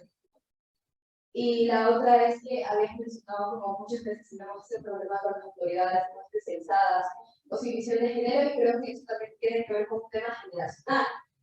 ¿Consideras que hay algún tipo de problema con el sistema de justicia a la hora de renovación de personal para encontrar jueces más jóvenes o más capacitados? Bueno, efectivamente creo que vivimos un retroceso. O sea, el retroceso es palpable con las cifras. O sea, estamos haciendo algo muy mal. En temas de prevención, la política pública es casi cero. La reducción de presupuesto aquí justamente está, y de la coalición que le ha dado muchísimo más seguimiento a los temas de los presupuestos, por ejemplo. La reducción de presupuesto para entender las situaciones de violencia es cada vez menor. Entonces, claro, todo esto va a ir decantando directamente hacia el índice y el aumento directamente de casos de feminicidio. Además, la gran cantidad de estos casos están vinculados también al tema del crimen organizado. Por ejemplo, muchas veces en las noticias escuchamos que no, es que le mataron y probablemente es un tema de sicariato, y tendemos a asociar que es un tema de delincuencia organizada, cuando muchísimos de esos casos las mujeres son los botines de guerra. O sea, pueden ser las parejas directamente de los agresores, o sea, de las personas de delincuencia organizada. Claro, es muchísimo más fácil matar a una mujer, el tratado está naturalizado legalmente. Entonces, muchísimos de estos casos no son efectivamente un tema de medicación exhala, son femicidios. Entonces, claro, después de la pandemia, los índices efectivamente de pobreza, más todos los índices de desigualdad, la parte de la inversión efectivamente en lo social, la subida de la delincuencia, lo que va a terminar causando es un aumento de casos de violencia. Entonces, efectivamente estamos peor. Y también lo preocupante es que no vemos como respuestas más estructurales, ¿no? O sea, hace poco el gobierno dijo, bueno, vamos a tener el Ministerio de la Mujer, que está muy bien tener un Ministerio de la Mujer, pero no basta efectivamente tener el Ministerio de la Mujer como cambiado el empleo. Efectivamente, poco eso es lo que pasó. Lo que hay que dotar es efectivamente de personal, de presupuesto, de política, efectivamente, que pueda ayudar a mejorar directamente la situación de violencia contra las mujeres. Esta es tu primera pregunta. Y la segunda fue, perdona. Respecto a lo que es el tema de las autoridades, que, o sea, mencionaba una parte de especialización de la autoridad, que muchas veces no tiene visión de género. Por eso, como muy probablemente estudiaron cuando antes los artículos de los códigos de justicia no habían sido actualizados un poco al legitimado y el feminicidio. Entonces, ¿creen que eso tiene que ver con un tema de tal vez falencias del sistema a la hora de hacer cambio de personal o poner personas más jóvenes o arreglar personas jóvenes? No sé si la respuesta efectivamente sea generacional. O sea, creo que afortunadamente cada vez más somos las personas que estamos a favor de los derechos de las mujeres, pero también existen muchísimas personas jóvenes que son antiderechos. O sea, ustedes miran, por ejemplo, antes de la pandemia, las marchas que teníamos efectivamente en relación a grupos que se llamaban, por ejemplo, con mis hijos no te metas, eran grupos de muchas personas jóvenes que también lo que decían es: yo no quiero que el género entre dentro de mis currículas educativas y quiero que se hable efectivamente de género. Y muchas de estas personas también eran jóvenes.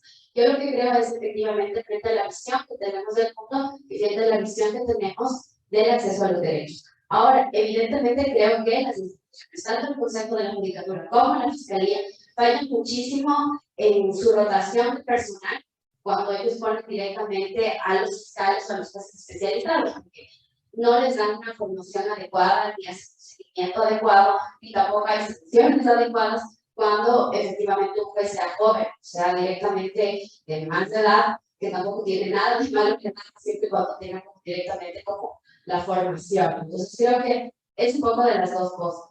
Las instituciones evidentemente fallan, pero también es ahora las luchas sociales, efectivamente, por el avance y por el progreso, efectivamente, en los derechos de las mujeres y de las niñas, ¿no?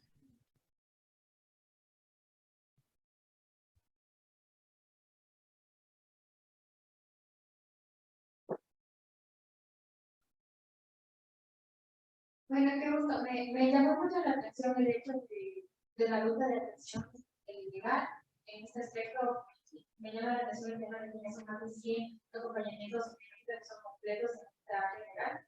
En ese aspecto, quisiera saber qué comprendió de este tema y quizás tiene pensado hacer una ruta de atención que sea un poco más general, digamos, no solo tenga que ver lógico y después, porque sabemos que creo y con eso una de las principales como problemas de que seguimos en estas iglesias es que las mujeres no tienen cómo salir de estas situaciones de violencia, no tienen herramientas económicas para poder estudiar.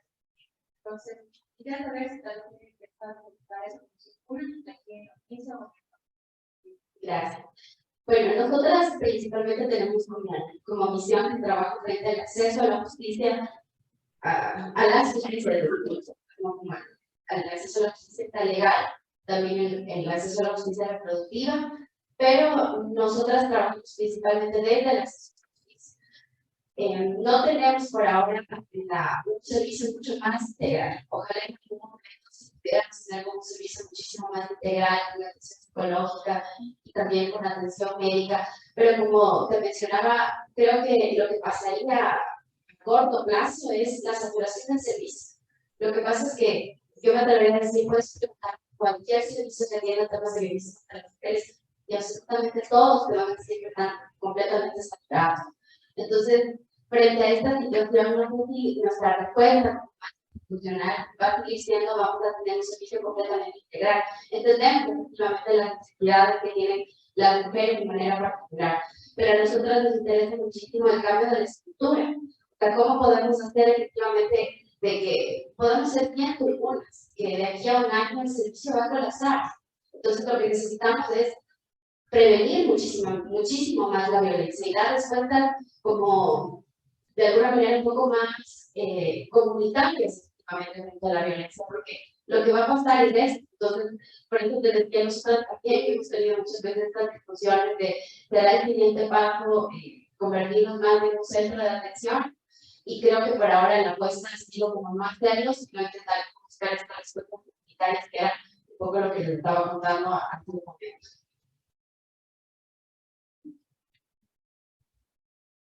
Bueno, Mayra, muchísimas gracias por tu presentación, por venir a compartir este espacio con nosotras. También, chicas, muchísimas gracias por venir, por sus preguntas.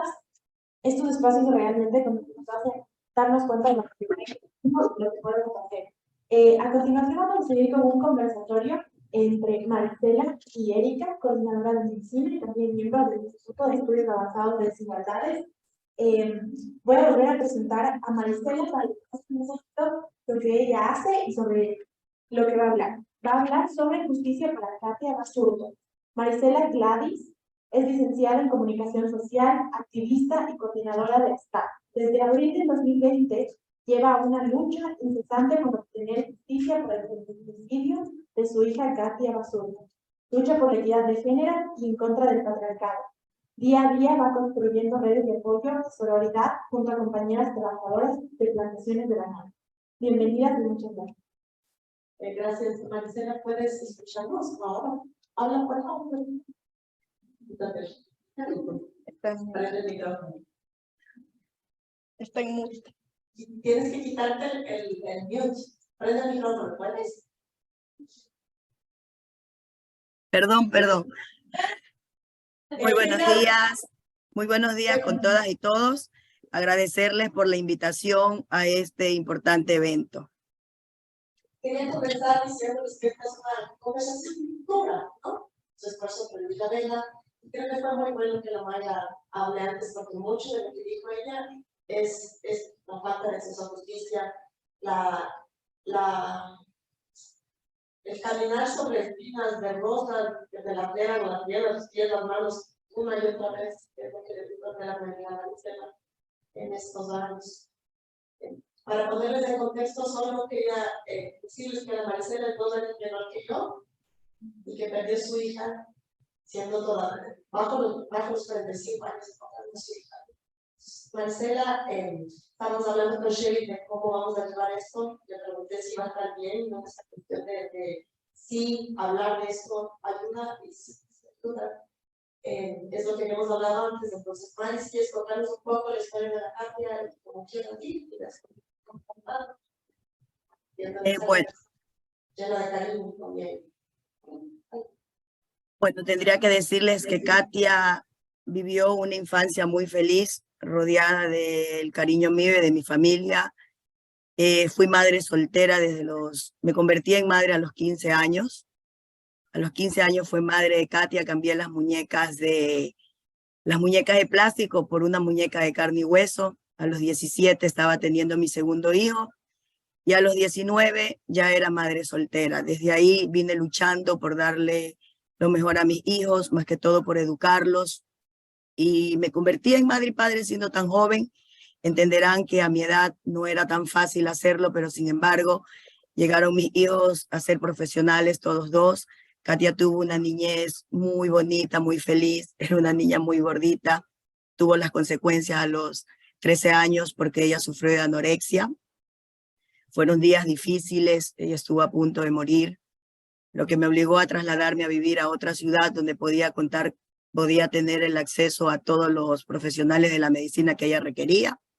Fue así que vivimos en Guayaquil, estuvimos un año, luego volvimos a Quevedo, donde se puede decir que fue ahí cuando empezó lo que terminaría en una tragedia para Katia. Ella tenía 16 años cuando el tipo que Presumimos que la mandó a asesinar, a quitarle la vida, empezó a cotejarla. Katia tenía 16 años, él tenía 36 años, y empezó a llenarla, a quererla deslumbrar con obsequios, con regalos y todo lo demás. Yo me enteré de esas cosas, hice de todo, hasta llegar a hablar con su mujer, con su familia, amenacé con todo, con denunciarlo, con tal de que deje a mi hija. Aparentemente eso había pasado. Katia a los 19 años se convirtió en madre de Estefano, formó un hogar con el padre de Estefano, y en el año 2019, un 22 de julio, asesinaron al papá de Estefano. No fue robo porque se encontró con todas sus pertenencias dentro del vehículo. Él era taxista. 9 meses de... Perdón. Cuando asesinaron al papá de Estefano tenía 4 años. El cumpleaños en abril, mayo, junio, julio. Estefano tenía 4 años y 3 meses. Asesinaron al papá de Estefano. Katia llevó una lucha incansable por descubrir quiénes habían cometido ese crimen. Luego de eso quedó ya ella en el hogar que vivía con su esposo, con el papá de Estefano. Y a los 9 días de que asesinaron a su esposo, ella se vino a vivir conmigo. Eso fue en julio. Ya en el mes de septiembre ella tenía la necesidad de trabajar. Había comprado un terreno, había quedado con deudas, entonces tenía la necesidad de trabajar, y como que a veces se dice que todo está escrito y no nos damos cuenta, ¿no? Y entró a trabajar a la apiladora, donde este tipo era el dueño, el mismo tipo que cuando ella era una menor de edad, la andaba cortejando.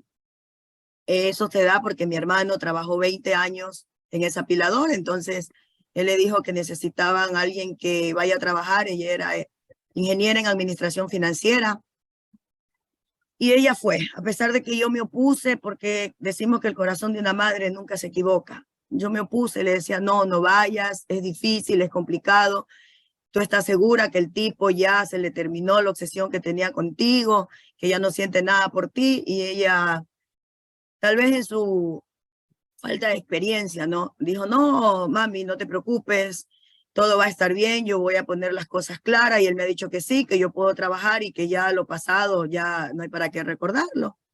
Pero no fue así. A mediados de noviembre, él otra vez comenzaba a pretenderla, a hacerle regalos, entre una cosa u otra. Y bueno, ella volvió a caer en las redes de este tipo, el cual empezó en el terreno que ella había adquirido. Empezó a construirle una casa, le regaló un carro, y de ahí empezaron a tener una relación hasta enero. Fueron 2 meses y medio, cuando ella me dijo un día conversando, no, mami, no se puede, porque Renan es una persona, con ustedes es una persona, porque ante nosotros era el hombre más cariñoso, el hombre más amable, más atento, el supuesto tipo que amaba a Estefano por sobre todas las cosas, porque él solo tuvo hijas, y Estefano era el hijo que él nunca había podido tener aparentemente. Bueno, entonces una madre que es lo que quiere siempre para sus hijos, tener a alguien como pareja, tener a alguien que quiera a sus hijos. Pero ella, ya cuando estaba solas con él en la apiladora, ella se daba cuenta que no, que el tipo era otro, sufría de daño psicológico, la maltrataba verbalmente. Entonces ella dijo, no, yo no puedo continuar con esto, y yo voy a cortar la relación, y si quiero me quedo en el trabajo, pero tiene que respetarlo. Bueno, así pasó.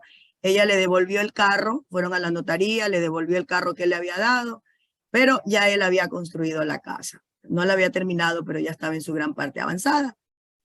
Y desde ahí empezaron los problemas. Él comenzaba a perseguirla, él buscaba la manera de vigilarla, de estar al pendiente de ella. Era como que todas las cosas que él le daba, para él era como que una manera de ejercer control sobre ella.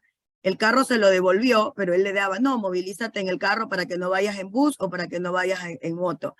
El lugar de trabajo de Katia, yo vivo en la ciudad de Quevedo, ella trabajaba en una parroquia rural de Quevedo, que estaba a 15 minutos. Entonces ella comenzaba a movilizarse y él buscaba opciones para vigilar si es que estaba en la casa de mi hermana, si es que estaba en mi casa, y ahí se quedaba tranquilo. Si no veía que el carro estaba estacionado fuera de nuestro domicilio, empezaba una persecución a tratar de averiguar dónde estaba Katia. Después se vino la pandemia, que fue en marzo, recuerdo, el 17 de marzo, y aquí en la ciudad empezamos todos a encerrarnos. Y desde ahí yo me veía poco o nada con Katia. Nuestro contacto era más mediante teléfonos, porque como ella iba al trabajo, yo le decía que tenía miedo, ella iba a la casa, nos veíamos por fuera de la casa, por las veras, nomás por el cerramiento, porque igual ella trataba de cuidarme y también porque decía que ella venía a la apiladora y era mejor estar así. Pero durante todo el tiempo, desde marzo que fue la pandemia hasta el 27 de abril, el tipo astutamente venía a quedarse en casa de mi hermana con el cuento de conversar, que no le gustaba estar en su departamento, se quedaba hasta las 10 de la noche, pasaba toda desde las 2 de la tarde que cerraban la apiladora hasta las 10 de la noche con el cuento de jugar naipe o hacer cualquier otro tipo de actividad ahí con la familia. Y después nos entendimos que era una manera de seguir controlando y saber cada paso que Katia daba. ¿Qué pasó el 27 de abril? Solo lo que puedas contar. Porque... Bueno, de ahí, con Katia me vi el día 22 de abril, ella fue a la casa. Porque, para esto, yo siempre le cocinaba, le hacía el almuerzo, porque ella decía que como estaba todo cerrado, no había dónde comer, a veces conseguían comida, pero no le gustaba. Y durante toda la pandemia yo le cocinaba. Ella llegaba a las 2 de la tarde, bajaba del carro. Yo tengo como un barbecue en la parte de afuera de la casa. Entonces ella lo que hacía yo que le servía la comida y ella paradita comía ahí fuera o sea, en la acera, por las veras, y mientras yo estaba adentro porque mi daño al contagio era tremendo. Entonces siempre nos esperábamos para almorzar. El día 22 de abril, ya como que ella dijo, ay, ya mami, ábreme la puerta. Dice, ya me vengo desinfectando, me viene bañando de la casa. Bueno, pasó, nos quedamos sentadas en el portal de la casa que tengo unas hamacas. Y ella comenzó a decirme cosas que, como que ella presentía, ¿no?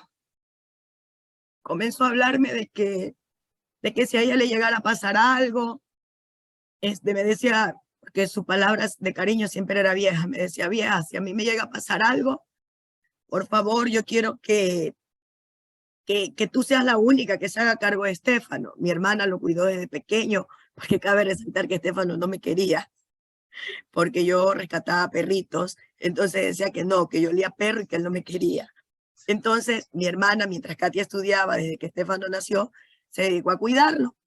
Ella entonces me dijo, mami, aunque yo sé que Zoila quiere muchísimo a Estefano, ella va a ser una excelente madre, pero si algún día me pasa algo a ti, por favor, lucha y pelea por Estefano. Nadie puede quedarse con Estefano, ni su abuela paterna, ni Zoila, ni nadie más que tú, porque yo sé que tú serías una madre ejemplar para él y lo educarías de la misma manera que lo hiciste con nosotros. Yo le digo, ay, cállate que primero me muero yo y después te vas a morir tú, le digo, porque tú te mueres y yo me muero igual, porque no resistiría perder un hijo. Me dio detalles de sus cuentas, me dio las claves de su cuenta. Ella desde muy pequeñita fue muy ahorradora. Mis hijos todos son así, de hecho Estefano sigue igual.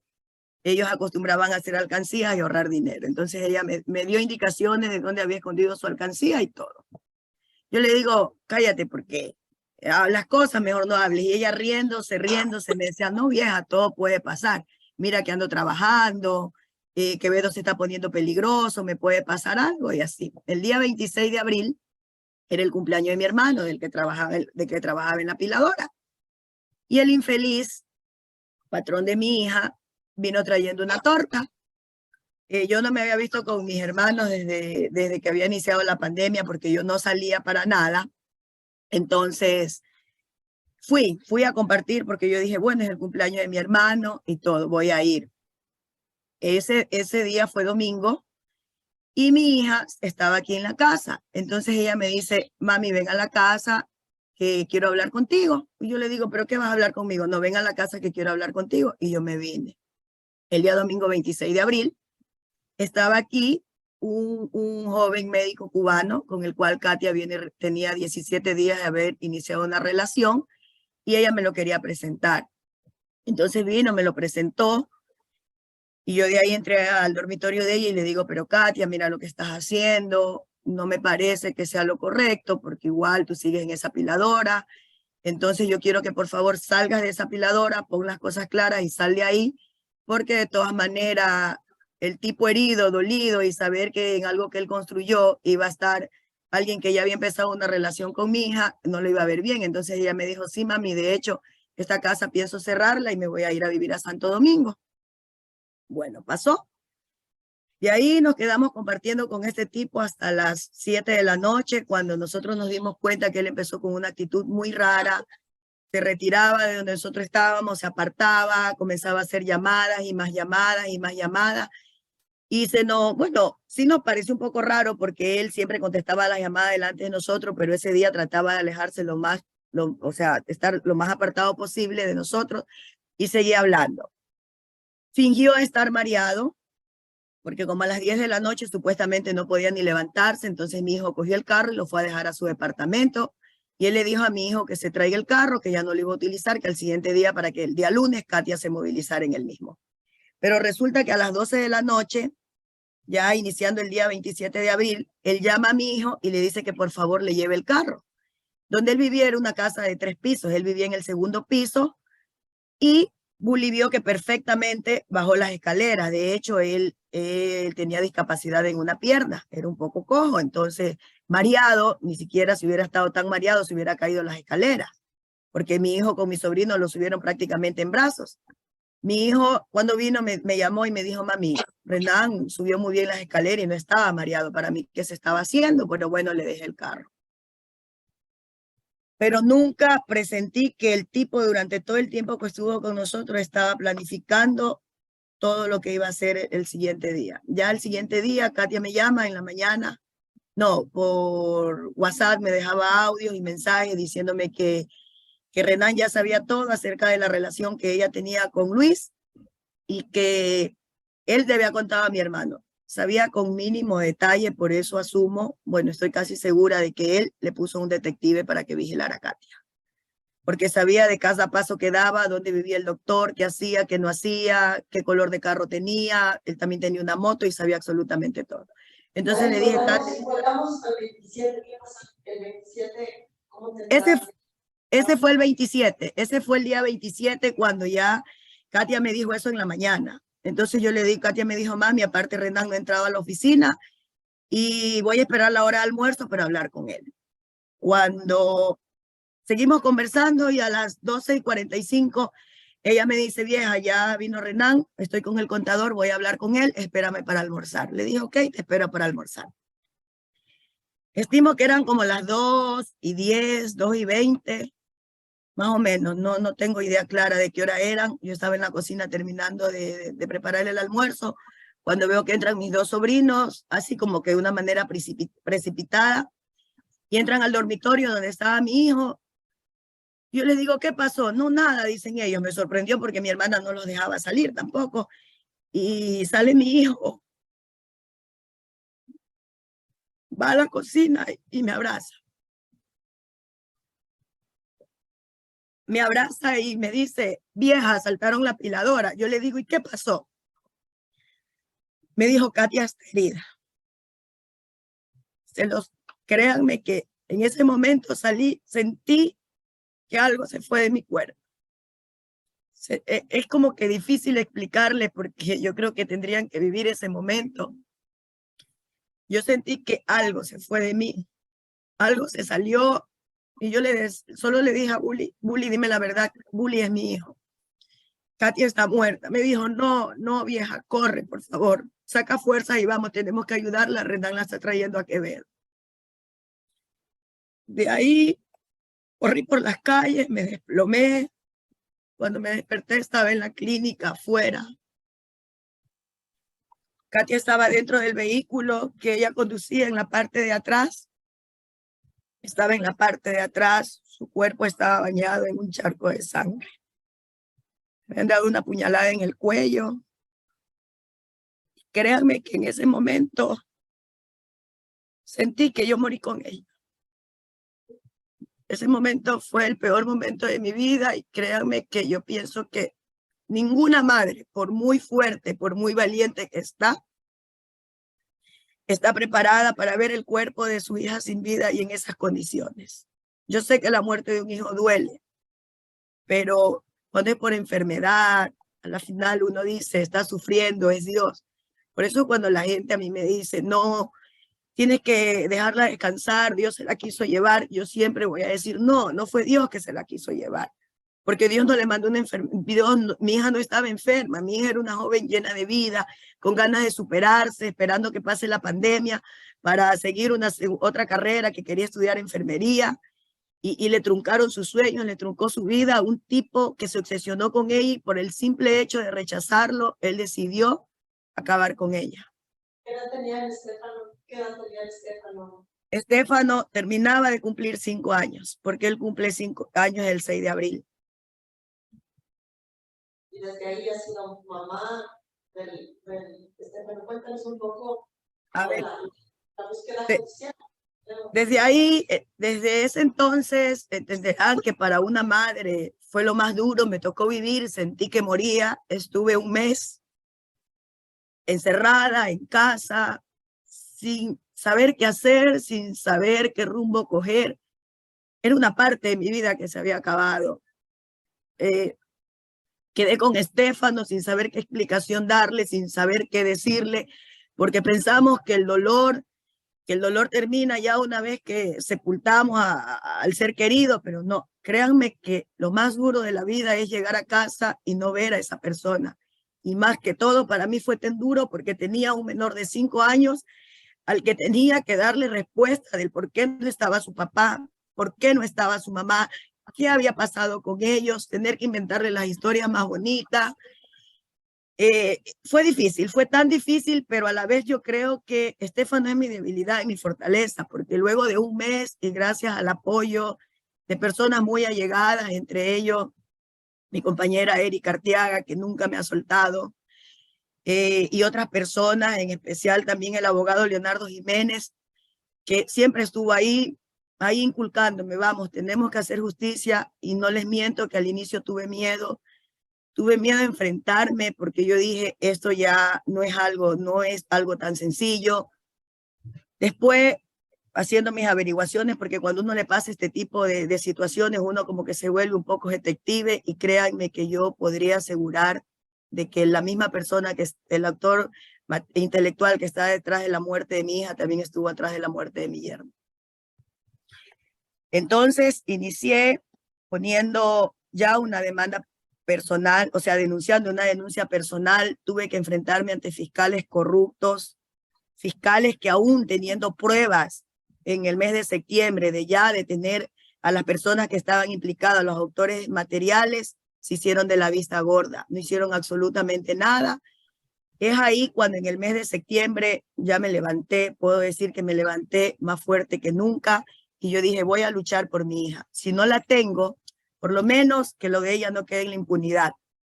En el mes de septiembre, a través de mis compañeras, creamos un Facebook, una página, iniciamos en redes sociales, un Facebook llamado Justicia para Katia Basurto, donde empezamos a exigir justicia para ella. Hice plantones en Quevedo, di rueda de prensa, convoqué a medios de comunicación hasta que logramos sacar al fiscal que estaba a cargo de mi hija, porque les reitero, había averiguado que tenía muy malos antecedentes en cuanto a su ejercicio profesional.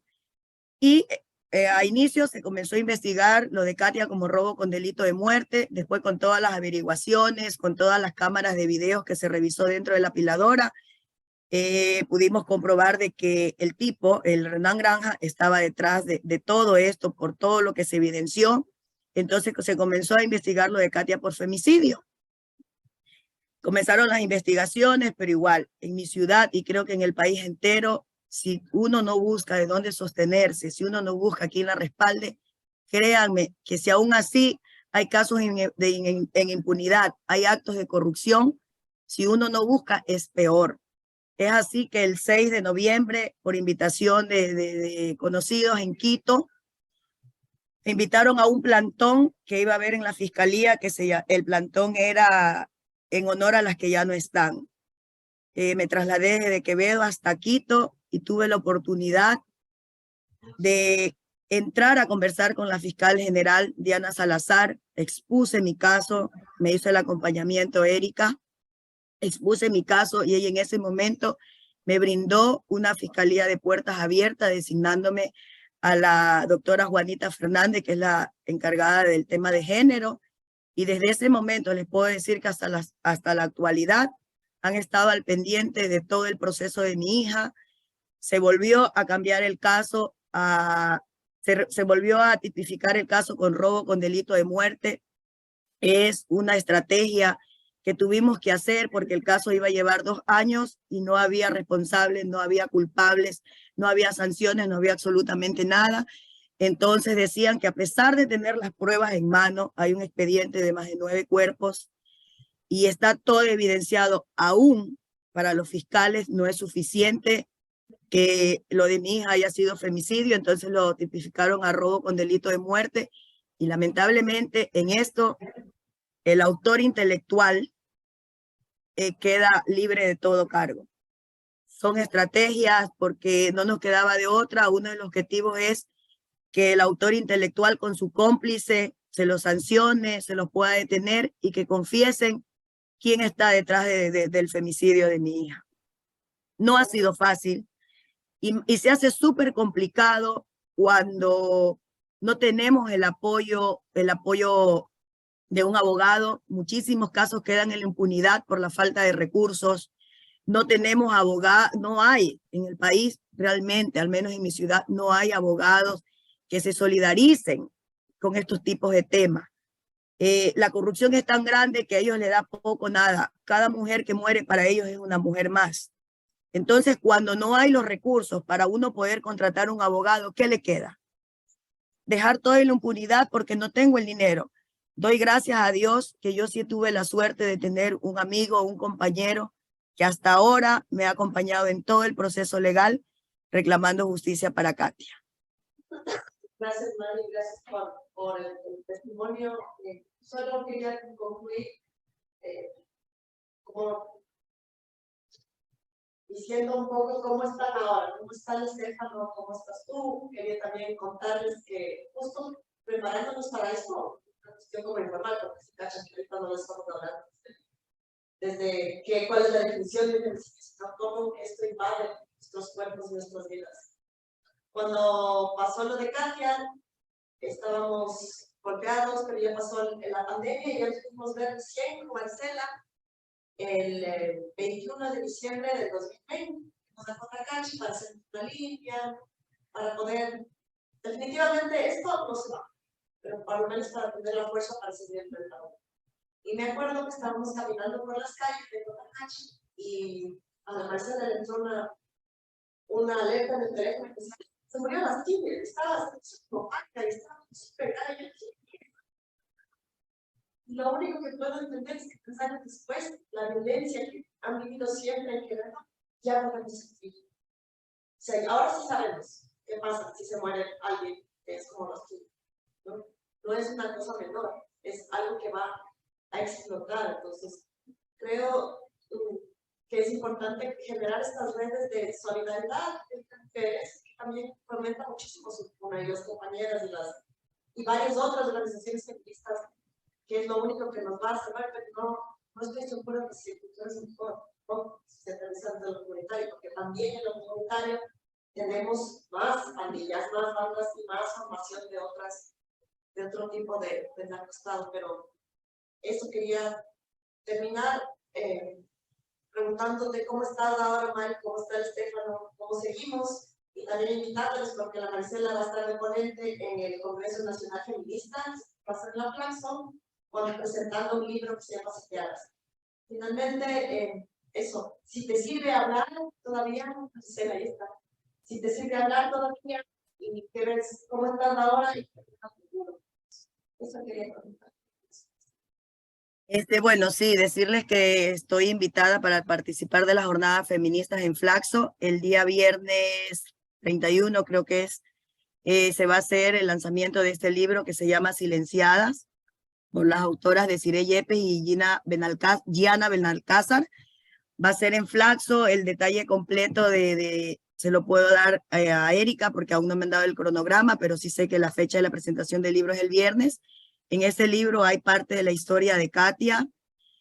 Decirles que si les digo que estoy bien, les mentiría porque nunca más volveré a estar bien. Si hay momentos de alegría, hay momentos en que me levanto con fuerza, con energía, pero también hay días en los que me caigo. Yo pienso que superar el dolor de haber perdido a Katia no se va a ir nunca, y más en fechas especiales, más en un próximo cumpleaños de Estefano. Y cada cumpleaños sueña con ver a su mamá.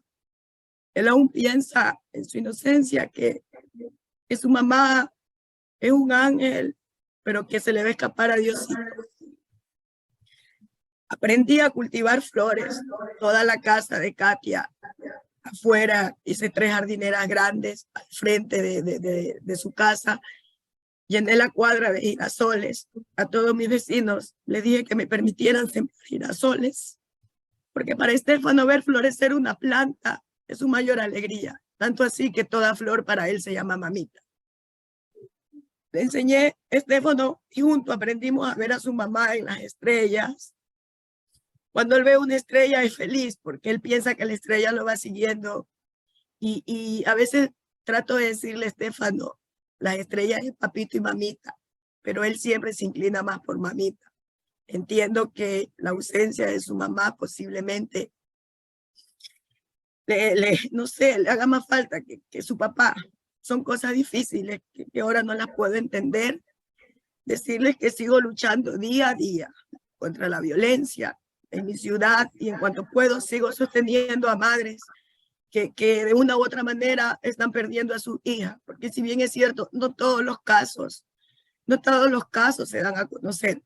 Tenemos miedo. Nuestra ciudad, para los que ven en las noticias, en redes sociales, es poco o nada comparado con la realidad que vivimos. Nos aterra salir a las calles.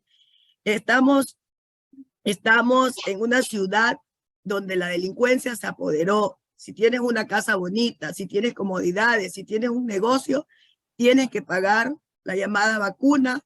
Caso contrario, te mandan fotos y videos de toda tu familia, de lo que haces y lo que no haces. Entenderán que sí, les confieso, tengo miedo. Tengo miedo en el proceso que estoy llevando con mi hija. El día martes tengo una nueva audiencia y cada vez que salgo de casa no hago más que pedirle a ella que me cuide porque me aterra saber de que vayan a atentar contra mi vida, de que le vaya a pasar algo a Estefano, de que le vaya a pasar algo al bully, de que quieran amedrantarme con tal de que deje el proceso de mi hija ahí, con tal de que pare, porque entenderán que el tipo tiene un poder económico bastante grande, pero aún así, ese miedo no me impide seguir luchando. No sé si llegue a alcanzar la justicia que tanto anhelo, no lo sé, la verdad, pero sí quiero saber que lo intenté hasta el final, que no decaí, que tuve esa fuerza y esa valentía para continuar. Porque creo que si yo desisto ahora de seguir buscando la lucha por mi hija, ahí sí me voy a sentir tan mal, me voy a sumergir de la tristeza y no sé qué pueda pasar. Y no quiero eso. También tengo que confesarles que ya van a ser 3 años y que sí, esto cansa, es revictimizarme cada vez que voy a fiscalía, que comienzan a relatar los hechos, los datos. Es doloroso para mí, es súper doloroso. Me dice el abogado, si quiere no venga, pero también les digo que si no voy no me siento bien. No sé si me logren entender, es difícil de explicarle, pero yo quiero estar en cada paso que se haga por conseguir la justicia para Katia.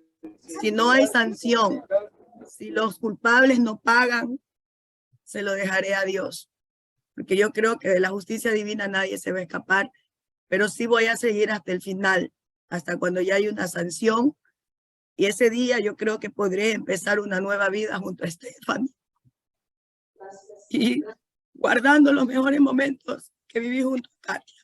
Ese día, cuando todo esto termine, creo que empezaré una nueva vida junto a Estefano y saber de que por él tengo que vivir, por él tengo que continuar y encaminándolo para que en el futuro sea un hombre del cual su papá y su mamá se sientan orgullosos.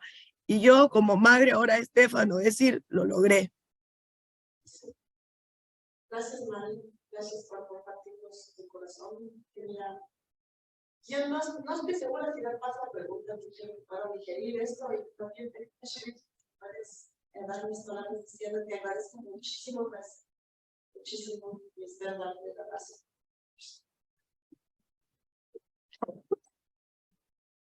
Muchas gracias, Marisela. Muy importante y valioso poder compartir su historia con todos que están escuchando, las personas que están en Zoom, también todos los estudiantes y las estudiantes aquí presentes.